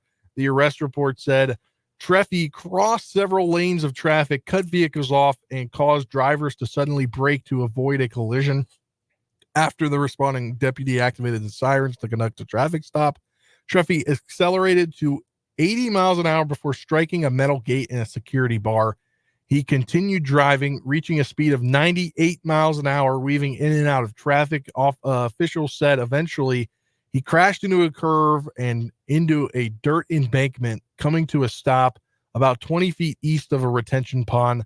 That's when he got out of his car and decided to take a dive into the pond and swam in the middle. Deputies said he began swimming from one side of the pond to the other to avoid arrest. A perimeter was set up and deputies tried for 20 minutes to get him out of the pond. After he eventually got out of the water, he was tased and they were able to arrest him. He was taken to Naples Jail Center on charges of fleeing and eluding, reckless driving, resisting law enforcement without violence, and leaving the scene of a crash. He is being held on a $9,500 bond. But that's my story. This guy really didn't want to get arrested because he stole golf equipment, so he just started that's some like GTA stuff. Like I may or may not, when I played in my GTA 5 days, had done that in Sandy Shores. Now, what was he thinking jumping into a retention pond? He was basically giving himself up, right? Yeah. Also, it's Florida, so there's probably alligators in there. That too. But he knew he wasn't going to be able to outswim him going to the other side, right? Because they probably had backup coming to cover the other side. I mean, he was basically a sitting duck. Wow. These Florida people. Florida is just like, it's a different reality down there almost. That's definitely for sure. All right. What's your story? Okay. This is also involves the great state of Florida, but this is not as funny of a story. A 69-year-old man was arrested in Volusia County after he was accused of posing as a cancer patient to scam a Florida nonprofit out of thousands of dollars. Volusia County Sheriff Mike Chitwood posted on social media saying a Tampa area woman who runs a nonprofit that pays living expenses for cancer patients while they're in treatment or recovery contacted him about the alleged scheme. Chitwood said the women's organization was scammed by a man in Deltona, later identified as Timothy Ray Bartlett, who posed as a cancer patient to receive $5,000 in assistance. Deputies said an investigation into Bartlett showed he posed as a Sally Holmes, who was out of work and undergoing treatment for breast cancer. Chitwood also said that investigators... Wait. He posed as a woman? Yes, he posed as a woman that was undergoing treatment for breast cancer as a 69-year-old male. Chitwood also said that investigators learned Bartlett ran the same scam in nonprofits in Massachusetts, New Hampshire, Tennessee, and Wisconsin. The organizers all pay living expenses for patients battling breast cancer, ovarian cancer, and pediatric cancer. I have seen a lot of morally reprehensible scams in my career, but this has to be one of the worst, Chitwood said. I owe a sincere thank you to the founder of the nonprofit who reached out and to the detectives who got the evidence to put this scumbag in jail where he belongs. Chitwood said Bartlett faces charges of grand theft and organized scheme to defraud. It's not known if Bartlett may face charges in other states. So, older guy scamming 5 different states out of cancer nonprofit organizations out of money. He just looks like a scammer in his mugshot. Yeah, not great. Posing as a woman. 5 different states scamming nonprofit people out of money, trying to help people in need going through something serious. Yeah. Not great. Yeah. While that is a serious story, and he did it across many states, I do think a guy going in a retention pond and swimming back and forth does beat that out. Yeah, because what was he going to do? He was done. He was dead to rights. Something Yeah. eventually was going to happen. He was either going to get eaten by a gator, drowned, or have to get out of the water. Yeah, I mean, every scenario ended bad for this guy. Already not great that he was speeding, dangerously weaving in and out of traffic, and then he thought the best idea was to go swimming in a pond that was definitely going to get him caught because he's not Michael Phelps to swim across the pool. Yeah, I think your story wins the day, but does it beat the Unabomber wannabe? I don't know because so this happened before. So now that I think about it, I wonder if it was. We don't have the 2 main guys that have been here the longest, right? Yeah. I don't know if that was a story before, like when it happened, because he's just had his court hearing, right? Yes. Maybe we talk to Brendan when he gets back on Monday before we go on air, or I don't know. Let's see what the people in the YouTube comments or the Top City Metal Supply text line think. You can text the Top City Metal Supply text line 785-272-9429. Who wins between the guy that fled the scene and jumped into a pool, or excuse me, a retention pond, and just swam back and forth to evade arrest after leading police on a 100 miles an hour chase, or the relentless wannabe Unabomber? Text us again, 785-272-9429, or put it in the YouTube comments. And when we come back, we'll crown a champion. Coming to you live from the Kansas Drive to Zero studios. This is 580 Sports Talk. We'll be back in a few minutes.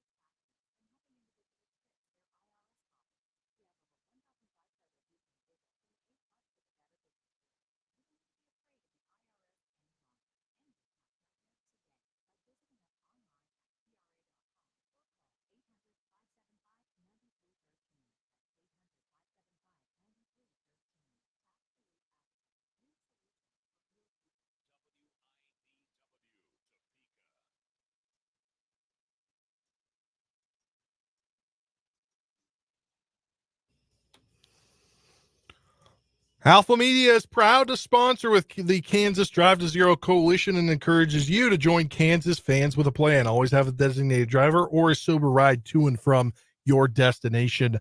We tabulated some votes from the YouTube chat from our Top City Metal Supply text line, and I went and got an opinion from our very own Britt Zwiger, who formerly the producer of this show long time ago.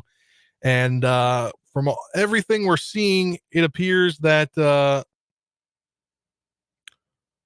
we had what would have been a tie. So the tie is broken by Britt, and that means the Florida man that jumped into the pond to avoid arrest after leading deputies on a nearly 100-mile-an-hour chase is the weekly winner this week, as Britt was the determining factor. And he said, you know what, that's like the typical what is wrong with you.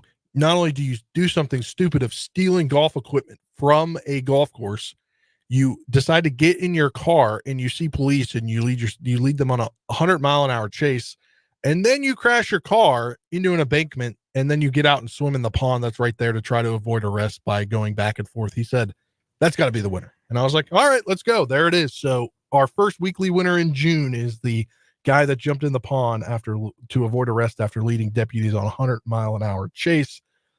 Let's get into this final segment here for the 4:00 hour. The latest on Dan Hurley. We let you guys know yesterday that it was breaking news that Dan Hurley met with his team yesterday morning, the UConn Huskies head coach of the back-to-back NCAA champions. And he met with his team yesterday and said, yes, I'm meeting with them. This is very real. This is happening, but we're going to go business as usual. And it kind of got bigger yesterday. It was reported, I believe, by ESPN that he was meeting with him today, or that Dan Hurley was meeting with Lakers officials today. And we don't have a resolution from that. He hasn't decided to take it, but college basketball insider on Fox, John Fanta, joined the Zach Gelb show earlier today, and here's what his thoughts are if Dan Hurley will take it. We're all queued up. All right. Confidence that Hurley is taking this job. What number are you at right now that he's the next Lakers coach? 75%. The remaining 25, because of what I know with what UConn situationally can put together. You know, if he's a little bit uncomfortable with LA, his parents have lived in the same Jersey City home forever. Pops might have Bobby in Arizona State, but if you ask the family, Bob Sr. seeing Dan at UConn a heck of a lot more than he's going out to Tempe to see Bobby. Let's face it. This family's been attached to the Northeast for 5 decades, 6 decades. We're talking about, a half century. The Hurleys have been attached to this part of the country where I'm talking to you now. That 25% just says, there's so many variables at play with the Lakers that there could be more cons to Hurley's life and to his wife's life. That his wife says, Dan, we're going back to Connecticut. You're going for a 3-peat. And we're not messing with Happy because of how much it took us to get there. So interesting take by John Fanta on the Zach Gelb show, the Affinity Sports Network, just posted within the last 5 minutes. 75% chance he goes to be the new Lakers head coach. Zach Gelb says he's at 85%, but John Fanta makes a good point when it comes to his wife's input. Dan Hurley's wife's input. We know that a lot of coaches really get their wife's input from things, and I believe Nick Saban retired based on some of his wife's input as well. So these college head coaches are, especially if he wants to make a jump into the NBA. I don't know about this Lakers job, because we got a text in yesterday. You mean Dan Hurley would go to be the associate head coach because LeBron's the head coach? And I thought about that overnight. And in reality, like, that's what happens. LeBron James is the player head coach of the LA Lakers. He basically helps make all the personnel decisions for that team. And I don't know if this is right for Hurley's career. Yeah. I've seen reports. I've been looking on Twitter, looking at the latest updates under the Dan Hurley scope, and I've seen that the Lakers have offered him $100 million, which obviously I don't think can be matched at the collegiate level necessarily. He's allegedly he's out there with Jeannie Buss and Rob Pelinka right now in a meeting. Dan Hurley is. So I feel like this story might have an ending before our show on Monday, maybe on a decision. But man, they're offering him a bunch of money. But as John Fanta said, and as you said, family kind of takes over from money at the end of the day. But if I was the Lakers, I'd be hard pressed to not let him leave without getting his name on a piece of paper saying that he will be the head coach next year, despite what LeBron might want. Dan Hurley is a very, very good coach. Yeah, he is. And, looking at some stuff, Jeff Goodman of the Field of 68 had posted earlier today at 7:29 this morning. He said, huge day for Dan Hurley as he'll meet with the Lakers brass in Los Angeles. One source close to Hurley told the Field of 68 it's 50-50 whether he heads the NBA or returns to UConn. Source also says UConn has a strong offer on the table, but obviously can't match or get even close to what the Lakers would be able to match. UConn's current offer would make Dan Hurley one of the top 3 paid coaches in college basketball, behind Kansas's Bill Self and Arkansas's John Calipari. Both of those coaches agreeing to their contracts within the last 8 to 10 months. Sources told Jeff Goodman. Money obviously isn't expected to be a primary factor in Hurley's decision, but it could play a role if there's a significant difference between the two, which is the expectation, because they just can't match. The college can't match the NBA. Dan Hurley this was actually just posted 20 minutes ago from Goodman. Hurley is going to today's meeting with the Lakers, quote, completely open-minded, and the plan is that he will fly back home and mold the decision over the weekend. We just got a text on the Top City Metal Supply text line, 785-272-9429 from the 785. Hurley won't stand for LeBron's influence, just won't. He's actually this person's the same one that said he would be the associate head coach. So shout out to you for giving me another way to think about this last night, overnight. I think it's going to be an interesting decision, and it will change things for decades, or will change the way college coaches approach things. And one reason I could see him doing it is, and coaches have been outspoken lately about this. You've seen coaches leave to go to different, either retire or when they retire, they speak out about NIL. UConn's got a great NIL base, obviously. They've won back-to-back national championships. But that's the big thing right now is the NIL and how players are making money. And, maybe Dan Hurley doesn't want to deal with it anymore, so it might be a little bit easier for him to make that decision. Again, he's according to Jeff Goodman, it'll be a decision mulled over the weekend, so we might come in on Monday and talk about Dan Hurley being the head coach of the Lakers or going back and coaching UConn with a new contract, like we've seen with other coaches staying at locations. Like Jerome Tang just got a big raise after not, making the jump to any of the open spots this past offseason. Yeah. But as I said yesterday, if Dan Hurley, even if I talked about the players, because all those players on that UConn roster, if Dan Hurley is to go to the Lakers, gets a 30-day window to transfer to any school. Yeah. And that is a preseason top 5, if not number 1 team in the country looking to three-peat. Can you imagine some of the rosters and some of the moves where those teams could go? But different scenario here, very different, obviously. But that 30-day window took effect last summer when Bob Huggins was forced to resign, got fired, whatever, from West Virginia after he had one of the top transfer classes. Yep. I think the top transfer class, if I'm not mistaken, in the country. And we saw that 30-day window take effect. We saw people leaving, people deciding, give me an NIL deal and I'll stay, essentially, was what it was like. So that is something that we could be talking about on Monday, is if what will happen to the players if he does indeed decide to go.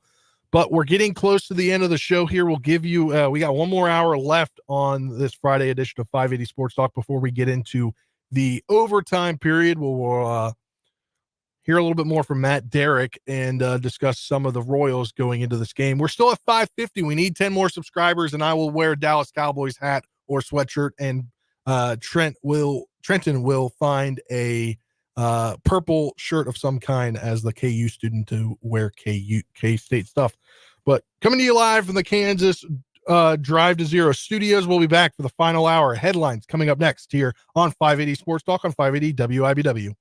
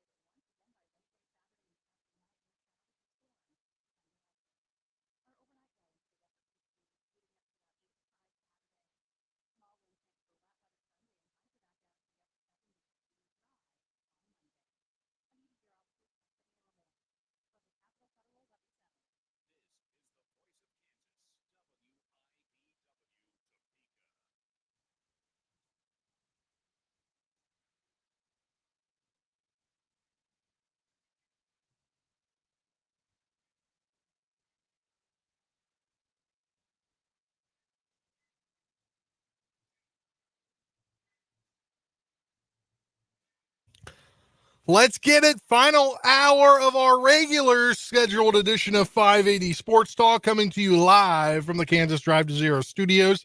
The last hour of the youngest in charge movement. Brendan Dorzinski will be back on Monday. Spencer Dubuis and Trenton Kraxner, happy to have you with us. And if you tune in on 580 WIBW 104.9 FM, we'll have overtime coming up as the Royals pregame does not take effect until 6:30 tonight. So you'll hear more of Matt Derrick in case you missed him earlier. You can tune in at 6 o'clock on 580 WIBW. We are now 9 subscribers away from myself having to wear a Cowboys hat or sweatshirt, and Trenton having to wear some kind of purple against his foe, as he is a KU student and a KU fan. He'll have to wear something K-State colors. If we get to 560 in 52 minutes and 46 seconds to be exact. But we're here for this final hour of 580 Sports Talk, whether you're tuned in on 580 WIBW 104.9 FM, listening on our web stream on 580WIBW.com. You're watching on our 580 Sports Talk YouTube. That I said, if you subscribe, we need 9 more subscribers, and this Commanders fan will wear a Cowboys themed thing. And behind the glass, Trenton, the Jayhawks fan, will wear a purple Wildcats themed thing. If you're tuned in on YouTube, on our Facebook, WIBW News, or on our Twitter at 580 Sports Talk. Thank you for tuning in today. As we begin to wrap things up here, we'll jump into our 580 Sports Talk headlines. And Trenton, do you want to start your first headline today? Yeah. Terrence Shannon Jr., the stud basketball player for the Fighting Illini of Illinois, his legal team may use video evidence at his felony rape trial next week to support its claim that mistaken identity may have prompted police to charge the wrong man, a judge ruled Friday. This happened during a KU Illinois football game. During that weekend, it was a Friday night game. Some of the Illinois basketball players came to Lawrence for that this past September. In a hearing in Lawrence, Kansas, Shannon's lawyers argued that the video evidence they will present during the trial show another man standing next to the alleged victim the night of the alleged sexual assault at the same bar in Lawrence, which the judge called relevant to the case. So there was a big thing going on with Terrence Shannon where when this came out, he was playing, and then he kind of stopped playing for a little bit. They kind of suspended him, and then they went to the court. He got a lot of support from his Illinois teammates and his coach and everything. They went to the court and got like a waiver or something to let him play. Yeah, so it was a really interesting thing, but we'll be seeing more in the coming weeks how this turns out for Terrence Shannon. Obviously, he's in the NBA draft process right now, but this might affect his draft stock. We'll have to see, but kind of a local tie from a university and a university player that is not that local. So my first headline will stay in college hoops here. As a potential transfer target for Kansas State. We talked, I believe you mentioned him yesterday to Tim Fitzgerald, Jameer Watkins. He is in fact returning to Florida State next season. St. John's, along with Michigan, were other teams that had been linked to Watkins last week before he decided to return to Florida State in the last couple days. That's a guy off the table potentially for K-State. I don't know how much legit interest there was there, as it seems like the St. John's and Michigan, there was more interest there, but as K-State has another spot, whether that goes back to Arthur Kaluma or to someone else that they're going to have to be working with, and they're completely fine with that because they have a visitor coming in this weekend set to visit Kansas State. The only thing is this visitor, I'm not too sure. Okay, so Illinois transfer Coleman Hawkins. I wasn't sure where he went to school, but he is set to visit Manhattan this weekend, according to Jeff Goodman in the Field of 68. But one major misnomer with Hawkins is Goodman is told there's no asking price of $2 million, even though that was the thing that everybody was saying was he wanted $2 million in NIL. So this could potentially help the Wildcats, because I don't know how much they have left in their NIL fund for hoops. Yeah, and the way Fitz made it sound is Coleman Hawkins is potentially a lock to be the last scholarship player for the Kansas State Wildcats. And I mean, I was here about a month ago at the start of my internship, and there was a lot of talk about all these misses that K-State was having in the portal, and of, well, where do they go now, kind of thing, with some of the younger guys transferring out. But Jerome Tang and staff has been on a heater, so to say, over the past couple weeks, picking up some big name transfers that's really going to help them compete in a very tough Big 12 conference next year. Yeah, and the big news about Hawkins is that he canceled his trip to Louisville this weekend, and his target, the two teams in the sweepstakes are K-State and SMU. So this is big for Kansas State, as they have that final scholarship spot remaining, and Arthur Kaluma has yet to make a decision if he wanted to come back. He's in the portal after he declared for the draft and entered the portal, and then dropped out of the draft to maintain eligibility. So Coleman Hawkins will be in the Little Apple this weekend. And as Fitz said yesterday, he said K-State's done, for the most part, a great job of guys they get to come on visits. They don't leave without signing and being future Wildcats. Yeah. And from like to go along with that, looking at what some of these national guys are saying, it seems like Coleman Hawkins will probably be another one of those guys that goes on his visit and is most likely to stay in town and rep the purple next year. I'm not going to make that official because I don't have the information, but like with our talk with Fitz yesterday and everything that you're seeing from guys like Jeff Goodman, it seems like Coleman Hawkins would be a great fit for the Wildcats next year, to raise his draft stock and boost him up. Yeah. So next headline for you, Trenton. Ex-NBA player Delonte West arrested on multiple charges, out on bond. He was jailed in Virginia. Yes, pretty close to where I grew up, actually. Yeah, and misdemeanor charges of violating the conditions of his release and resisting arrest. West, who is now 40, got released on $2,000 bond at 5:30 Eastern time Thursday, the Fairfax County Sheriff's Office told ESPN. He's due in court on June 25th on drug possession in violation of pretrial condition charges, and is due back in court on July 11th on the additional charges of resisting arrest and obstruction of justice. Delonte West just came out in the public that he was diagnosed with bipolar disorder, during his NBA career. He's battled with substance abuse over recent years. He went to drug rehabilitation after Mark Cuban, the former owner of the Dallas Mavericks, helped him get his life back on track, because September 2020, it was already an interesting time in the year 2020. Cuban picked up West after pictures were circulating of him panhandling at an intersection in Dallas. So Delonte West had a long NBA career, played 8 years for the Celtics, the Supersonics, the Cavs, the Mavericks. He last played for the Mavericks in the 2011-2012 season, but a guy you see in the news has appeared to be homeless during that 2020, and just a rough go for a guy that had a long NBA career. 8 years, pretty good. But yeah, unfortunate that he is jailed after everything that he's gone through. Yeah, unfortunate news. Hoping for the that Delonte West can get the help that he needs here.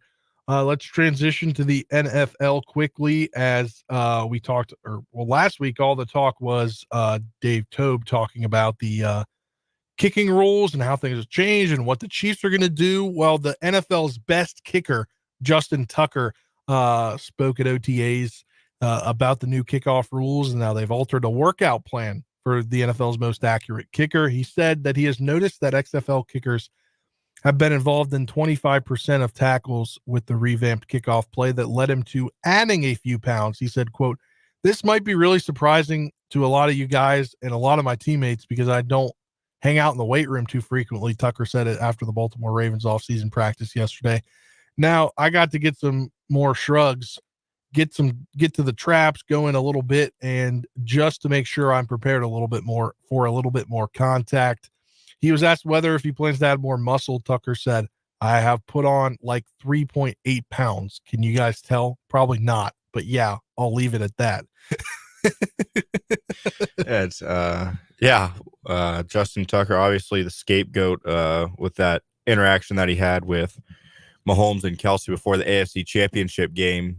Kind of got some negative feedback, but good on him. Really good guy you can pick up in fantasy football, always a reliable option. Good on him trying to bulk up, and be involved so they don't have to sign a guy like Justin Reed or someone like Louis Rees-Zammit that maybe he's just an athlete that can kick the ball. Good on him. Later in the story, the revised kickoff rule is a new challenge for Tucker, who hasn't practiced tackling since he was in high school. He brought up the possibility of doing some tackling drills in training camp this year. Quote, it'll probably be really bad TV, but we'll have fun doing it, Tucker said. I love how he's taking this with like an open mind and like joking on himself. Like this guy, the NFL's best kicker has a personality and a funny one at that. Next headline for you, Trenton. The last headline for me, it deals with a person that got mentioned on the show during the state softball tournaments. Peyton Hardenberger from Wamego High School was named the Gatorade Kansas Softball Player of the Year. The University of Tennessee commit pitched 2 no-hitters in the 2024 state softball tournament. She got named the state softball player of the year Friday. She's 5'8" junior, and she's already committed to the University of Tennessee. She led the Red Raiders to a 23-2 record and the Class 4A state championship this past season. Her state tournament run included 31 innings pitched, 63 strikeouts, and back-to-back no-hitters. For the season, she compiled a 15-1 record with a 0.30 earned run average.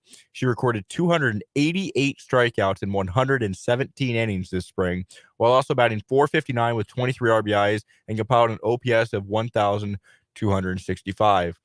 In addition to being a softball standout, she volunteers in the Wamego community, collecting donations for charitable organizations that combat child trafficking. She's donated her time to community service.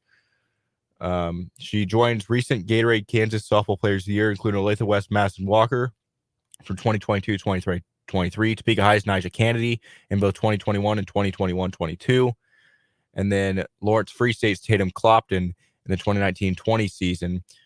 And yeah, starting in the fall of 2025, she will be competing for the Tennessee Volunteers, but a fantastic story and well-deserved for almost video game numbers from the Wamego Junior. Still one more year of high school dominance for her, it seems. She sounds like, when you gave me those numbers, those gaudy numbers, sounds like a particular player that you mentioned that also won Gatorade Player of the Year and that just won the National College Softball Player of the Year award winner in Najee Kennedy. Coming out of the same area, going to play for a big-time softball program in Tennessee in 2025. She's still got one more year of high school. Maybe she'll win back-to-back Gatorade Players of the Year. It'd be hard-pressed to find a better softball player than her next year, you'd have to think. Yeah. When you're putting up those numbers, just as a junior, she's only going to get better. And, yeah, shout out to Peyton Hardenberger. All right. Trenton, hit it. It's time for the 580 Sports Talk Playoff Roundup. First night of NBA Finals action last night, and just like I predicted, this could have been my own second thought if he didn't turn out to play very well. But the Celtics take a 1-0 lead in the NBA Finals last night with a 107-89 victory over the Dallas Mavericks. Kristaps Porzingis returned to the lineup. He didn't get the start. He came off the bench, but he scored 20 points, I believe 18 in the first half, if I'm not mistaken. Yeah, he was really good. Jaylen Brown had 22 and 16 boards, and Luka Doncic put the team on his back as best as he could. He had 30 for the Mavericks, but it's a 1-0 lead for the Celtics over the Mavericks. And I think I said Celtics in 6 yesterday. Yeah, that sounds right. And my prediction is looking good. And I said something about what Porzingis brings to the table, and clearly he showed that last night. He didn't even start. Like, this guy didn't even start. He could have probably played more minutes than he did in the game. Let me see how many minutes he totaled last night. He totaled 21 minutes, so he probably could have played, closer to 30, even, over 30, but he's just coming back. So they probably put him on a minutes restriction last night, but he scored almost as many points as minutes he played last night. He had 6 rebounds to go along with 3 blocks in the game. And all the starters for the Celtics scored in double figures. And then you add in his 20 points off the bench, and that is essentially the reason they won, right? It was 107-89, which is 18 points. So you take away Kristaps Porzingis last night, and they definitely don't win. Yeah, and they jumped out. That was a real close game for about the first 7 minutes, and then Boston just went bozo mode, but in a positive way. And they were up 17 at the end of the first quarter, and they were like 8 of 15 from 3. And then the rest of the game, Boston only won 70-69. So it was just a 1-point game. But the big difference was Kristaps Porzingis and the boys rolling in that first quarter, and then they kind of got a coast. Dallas did cut it to 8 with about 5 minutes to go in the third quarter. I thought we might be in for an historic comeback. I'm still sticking my Mavs in 6. They'll got a game plan. I think they've won all 3 of their game 2s so far, which all on the road in Los Angeles, in Oklahoma City, and in Minnesota. I think they've won all their game 2s so far. They played on the road. So look for them to bounce back Sunday, despite being underdogs again. Yeah, a lot of interesting things came out of this game last night when it comes to the broadcast standpoint.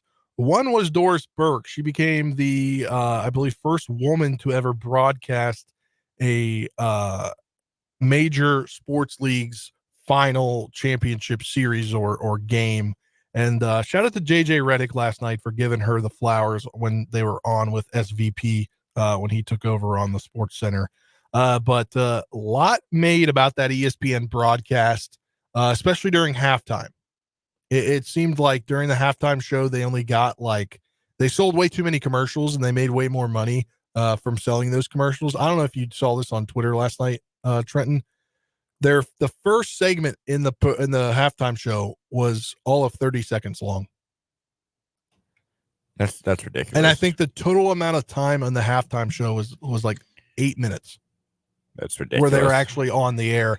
But not surprising that it got or people are talking about it like that, because according to Front Office Sports, game 1 of the Celtics Maverick NBA Finals averaged 10.9 million viewers on ABC. That's the least watched opening game of the NBA Finals outside of the COVID seasons of 2020 and 2021 since 2007. Not only that, did you watch any of it?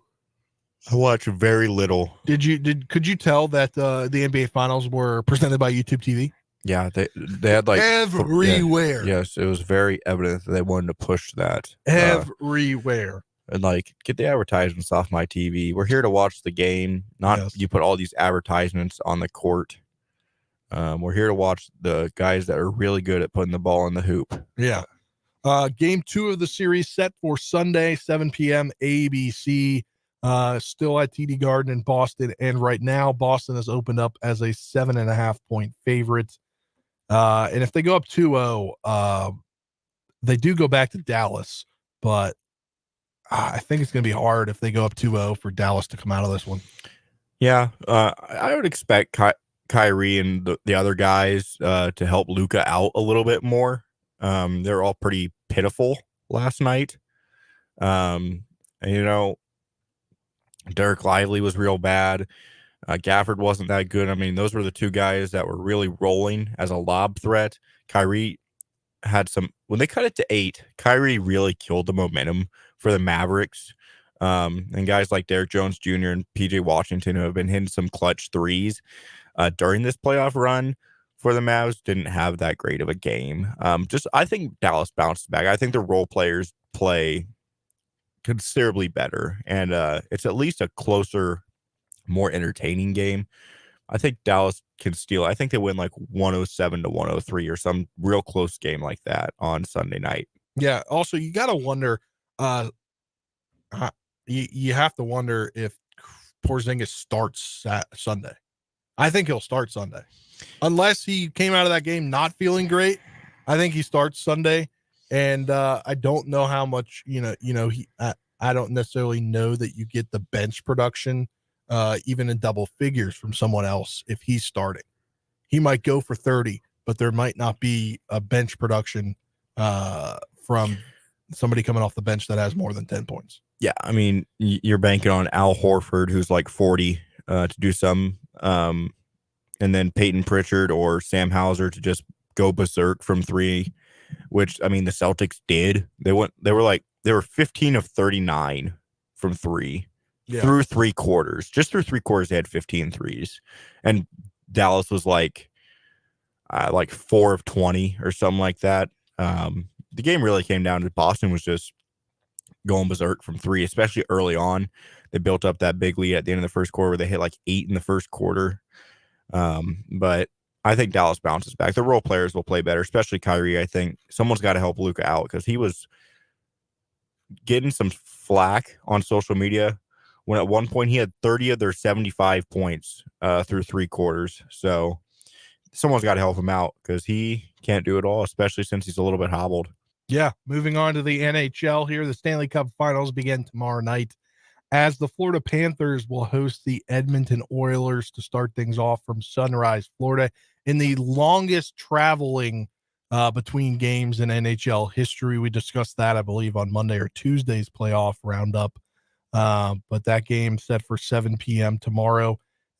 Florida favored at home in this one as the Oilers trying to help Canada win their first Stanley Cup since the 90s. That being the whole country of Canada, not the team. Yeah, Edmonton hasn't won it since 1990. Like you said, Canada hasn't won since like 93, but the Florida Panthers have never won one. Yeah. But the way it looks, I think Edmonton's probably favored here on paper. But yeah. I'll be cheering for Florida. I always like cheering for teams that have never won a championship before to get one when they make it. So if I had any rooting interest, it'd be for the Panthers just for that reason. Yeah. Another Florida team is in their Cup Finals, the Kelly Cup Finals in the ECHL. Well, the team that the Florida Everblades are playing in the Kelly Cup Finals of the ECHL is none other than the Kansas City Mavericks that play just west of Kansas City, Missouri. I believe in the or what's the name of the arena? Cable Dahmer Arena out there just west of Kansas City, just west of, I believe, of where the stadiums are for the Royals and the Chiefs. That series, Florida currently leads 2-1. Leads the series 2-1. Game 1 went Florida's way 8-1. Game 2 went Kansas City's way 5-1. Game 3 went Florida's way 6-3. Game tonight here in about an hour is game 4 at Florida. Then tomorrow will be game 5 at Florida, and they could wrap up the series if they do win both of those games. But if not, they'll come back Monday and be in Kansas City at 7:05 Central, and then game 7, if necessary, will be Wednesday at 7:05 Central. Game tonight, 7:30. Tomorrow's game, or 6:30. Tomorrow's game is at 6. So just keeping you up with a ECHL team within our our area. The only reason we're talking about is this Kansas City Mavericks. But that will do it for this headline segment of 580 Sports Talk. All of us here in the Kansas Drive to Zero studio invite you to join Fans with a Plan. If you're going to be drinking, always have a designated driver. Use your rideshare app or plan ahead for a silver ride home. When we come back, we will discuss the Kansas State Wildcats baseball team as they start the Super Regionals tonight here in about 30 minutes. That game moved channel, so we'll discuss that on the other side of this break. This is 580 Sports Talk on 580 WIBW.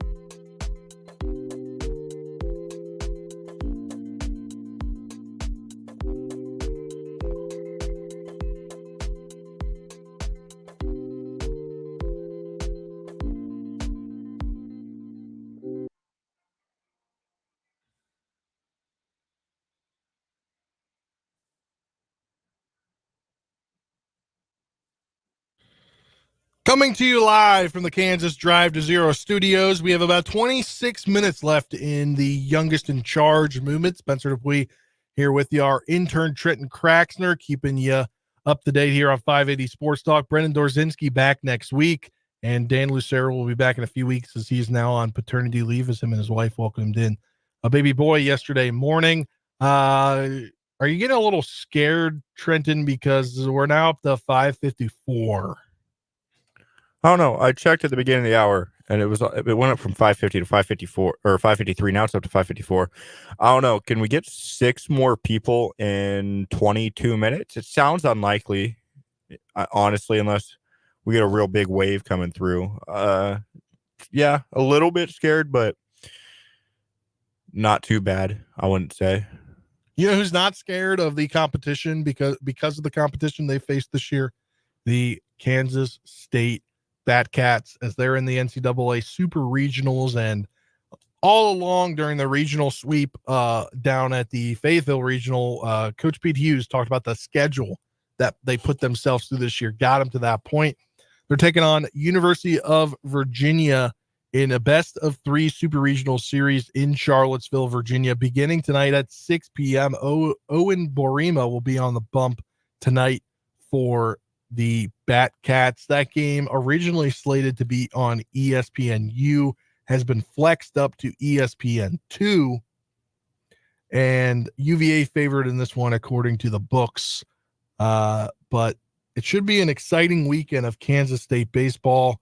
Tomorrow, I believe, let me pull up the I think I put the starter in here, and I didn't put the starter in here. Let me pull it up here. But tomorrow's game will be at 2 p.m. That moves back to ESPNU, and if game 3 is necessary, it will go to Sunday at 2 p.m. on ESPNU as well. It will be Owen Borima today and Jackson Wentworth tomorrow, and they're expecting Coach Hughes didn't name. He said TBD for Sunday.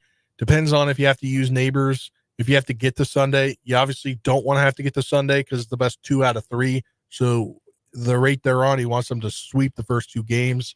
But it's a big weekend, historic weekend coming up for the Batcats as they're looking to get to the College World Series, I believe, for the first time, if I'm not mistaken.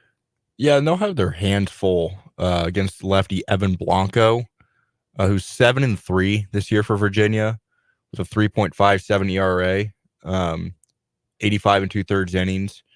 He has given up 10 home runs this year, but struck out 86 and about 86 innings. So he's striking out about a guy per inning. Good left-handed pitcher who just had his best start not that long ago. On May 16th, he went 7 1/3 against Virginia Tech. So this is going to be a tough challenge for the Batcats.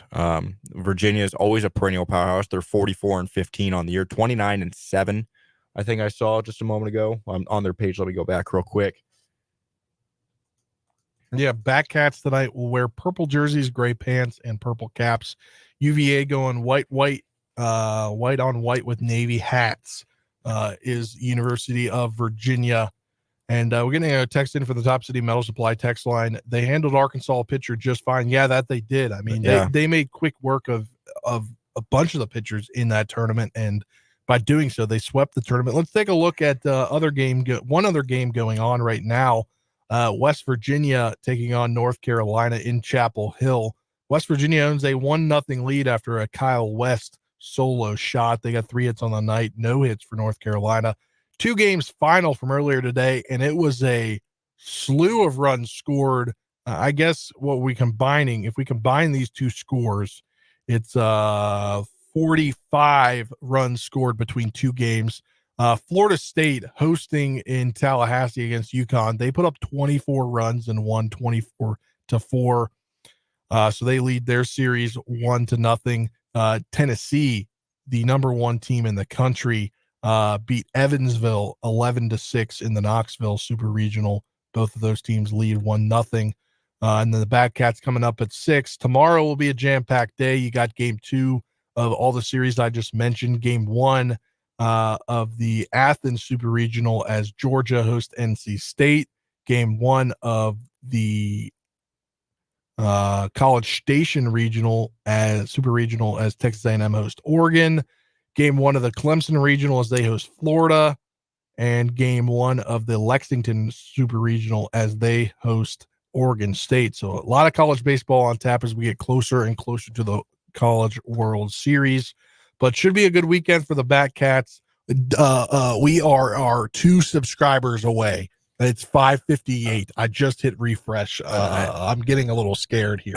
20 minutes, or well, 17 minutes till we go off the air. I challenged people. I said I didn't think we'd get 6 in this 22 minutes or whatever it was. And yeah, we're up to 5:58. So shout out to you guys for responding to the challenge. But Jeffrey in the YouTube comments, unfortunately, we can't see who the person is. He said, do a promo, 560 gets a shout out.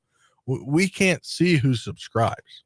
Yeah, that's the unfortunate thing is as it comes in. Yeah, we can't see who they are. We'd have to go into our whole YouTube page to do that, and it'd take a little bit. So unfortunately, we can't give you a shout, but shout out to everybody that has subscribed. How about that? And wanting to see me in a Dallas Cowboys stuff. I am not looking forward to that happening. I hope that that doesn't happen. But Batcats again in action, 6 p.m. Unfortunately, they won't be heard on our airwaves this weekend due to our Royals baseball, our contract with the Royals, having to air them. We only usually air the Batcats in the spring if there's no Royals baseball. So again, best of 3 super regional beginning tonight, 6 p.m. here in just under 20 minutes. They'll be on ESPN2 tonight, 2 p.m. for game 2 on ESPNU, and Sunday, if necessary, will be a 2 p.m. game on ESPNU as well. But that will do it for this segment of 580 Sports Talk. When we come back, we will preview the Royals series, their homestand. They began the 7-game homestand with 3 against the Mariners. We'll discuss that when we come back. This is 580 Sports Talk on 580 WIBW.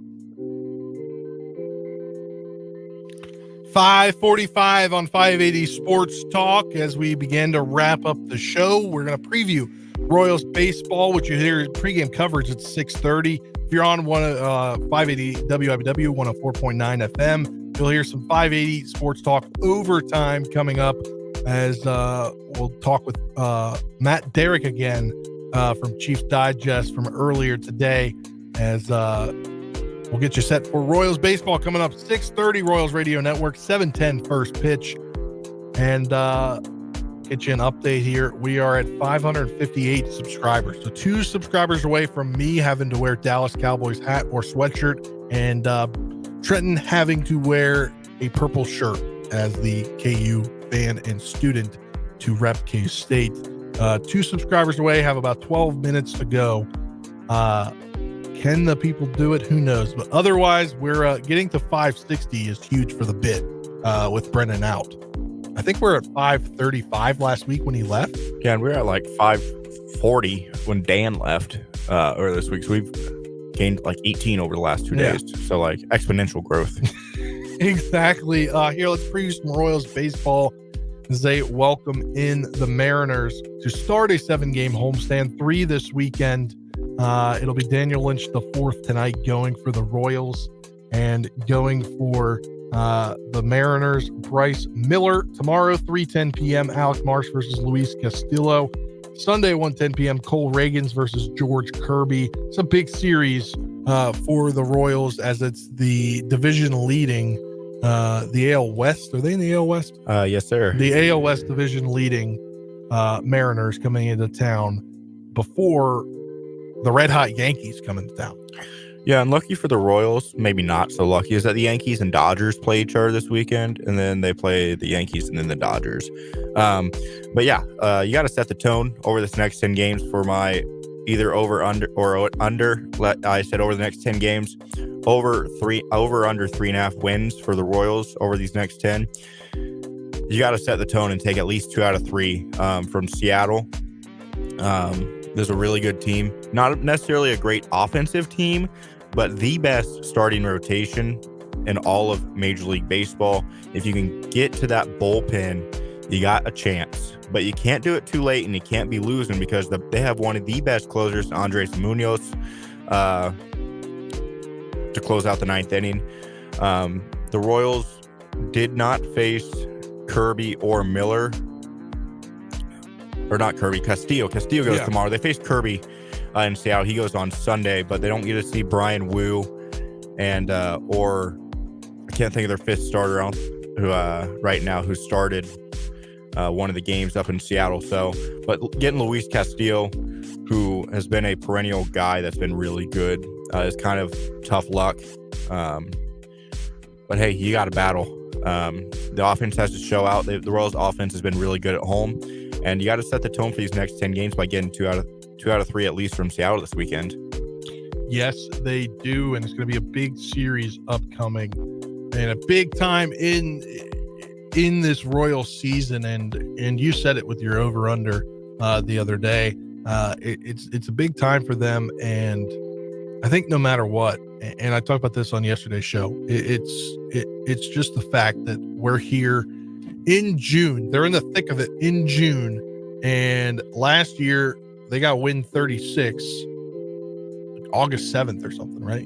August 8th? Yeah, August 7th, August 8th is when they reach the same win total that they have right now. And rebuilds happen over time.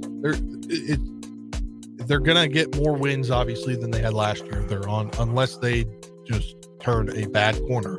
And it's all about building and building and building and building. Finally, they're going to get to a point here in the next couple of years where if you can sustain the success and keep your guys, it'll be the standard to get 75 plus wins in a season.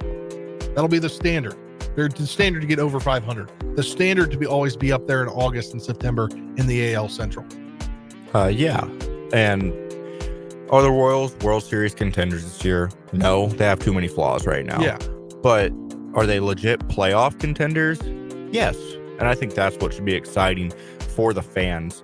Go out there and support these guys. Bring the big crowds. Bring back those crowds that they had when they were building in 2012, 2013, 2014, 2015. Bring back those crowds, bring back the energy, because this month is going to be a great month of baseball to see on the measuring stick where the Royals truly lie and what could shape their summer, whether they want to be buyers or sellers at the trade deadline. Logan Gilbert was the guy I couldn't think of. Velasquez hit that 3-run home run in the one game that they won up in Seattle on the last pitch that he threw. They don't get him, which is a big win. But they have 5 studs out there in Seattle. But they're going to have to battle. Hopefully Daniel Lynch continues to impress, gets 5, maybe 6 innings tonight of good baseball, and keeps the Royals in it. I say that because it's going to be hard to score runs this weekend for Royals. Their offense has been good at home, but it's going to be tough to score against the Mariners. This is one of the best pitching staffs, especially in the starting pitching department in all of Major League Baseball. So offense is going to have to do just enough, and the pitching staff is going to have to hold the fort, because there's going to be a lot of low-scoring baseball games if the Royals want to win this weekend. Yeah, that is very, very true for the Royals. And then they got the Yankees coming in, and that they go out west to take on the Dodgers. It's just a very tough month upcoming, this month of June. If they can get out of this month 500 within 2 games of the month, I mean a 500 month, not like their record after the month. I mean their record in the month of June is 500, maybe a game or 2 below that. I think they're fine. But I did see a stat earlier. I got to pull this up. I did bookmark it on Twitter because I wanted to talk about it later on. Let me pull it up here. Well, the Royals, with the rain out, the Royals are only going to play 28 games this month. So, yeah. But they're 2-2 right now in the month of June. No, they're not. Well, that first game against the Padres was the last day of May. Then they oh yeah, so yeah, then they had the off day. Yeah, that makes sense. So without the rain out, the Royals are 2-2 so far. If they go 12-12 the rest of the month, I don't know how you couldn't be happy about that, because that means you played 7 against the Yankees and Dodgers, and 4 more against the Guardians. 11 out of your remaining 24 games is against 3 teams that have 40+ wins already. Yeah, I saw this from Royals Review earlier today and bookmarked it to talk about it later in the show. The Royals have a 14-16 record against teams with 500 records or better, the 10th best record in baseball. They need to do that, and then they need to improve that record or keep it where it is by the time the month is over, because they're going to face a bulk of teams over 500 or better this month. So that will be something to look forward to. Again, Royals baseball coming up 6:30 pregame, 7:10 first pitch, Royals Radio Network. We'll have 580 Sports Talk overtime coming up at the top of the hour, as we'll talk more Chiefs as we get you set for Royals baseball tonight. But again, Alpha Media is proud to partner with the Kansas Drive to Zero Coalition and encourage you to join Kansas fans with a plan. Always have a designated driver or sober ride to and from your destination. As we finish wrapping things up here, we'll step aside for our final break of the day. When we get back, we'll have the final word. This is 580 Sports Talk on 580 WIBW.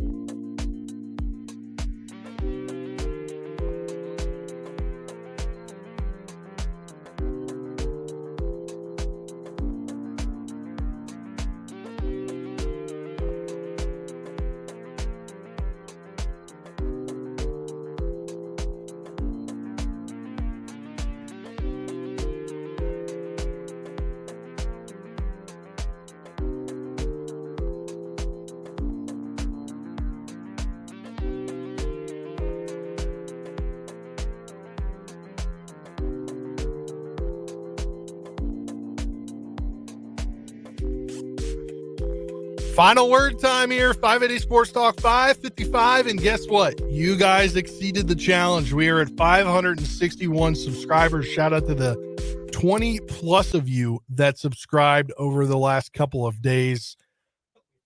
So now we're up to 561 as we have an audience in here of our ag guy Slade Wiley and our 94.5 country host Bradley J, who's supposed to be on the radio right now, I believe. So I don't know what they're doing in here, but Trent, your final word. Trenton, go support the Royals over the next 7 days. It's going to be a challenge. Shout out. I'll find something purple or K-State. I'll talk with my friends. Yes, support the Royals. Go out and support them. Big 7 games coming up. Again, Brendan Dorzinski will be back on Monday here as he's returning from vacation. Dan Lucero is on paternity leave. Him and his wife welcomed in a baby boy yesterday morning. So he'll be out for a period of time, but we'll return 580 Sports Talk Monday from 2 to 6. And then we'll have a full week of shows next week. And as we get you winding down here on this edition of 580 Sports Talk, if the Royals, we just talked about them. My final word is that the Royals need to continue the pace that they're at of 500 throughout the rest of this month in order to contend the rest of the year. We know they're not going to make the World Series. They're not going to make a deep run most likely this year in the postseason. That's just where it is. They don't have the depth yet, and they're going to build that. I think they're going to be buyers at the trade deadline, but we will find out as things go on. They got 3 coming up, a big 3 with the Mariners before a big 4 with the Red Hot Yankees coming into town. That will do it here for us. Alpha Media, proud to partner with the Kansas Drive to Zero Coalition and encourage you to join Kansas fans with a plan. Always have a designated driver or a sober ride to and from your destination. We'll be back Monday for more 580 Sports Talk with Brendan Dorzinski returning, and we'll have 580 Sports Talk overtime coming up on 580 WIBW 104.9 FM. For Trenton Crackster, I'm Spencer Dupuis saying so long. We'll talk to you Monday.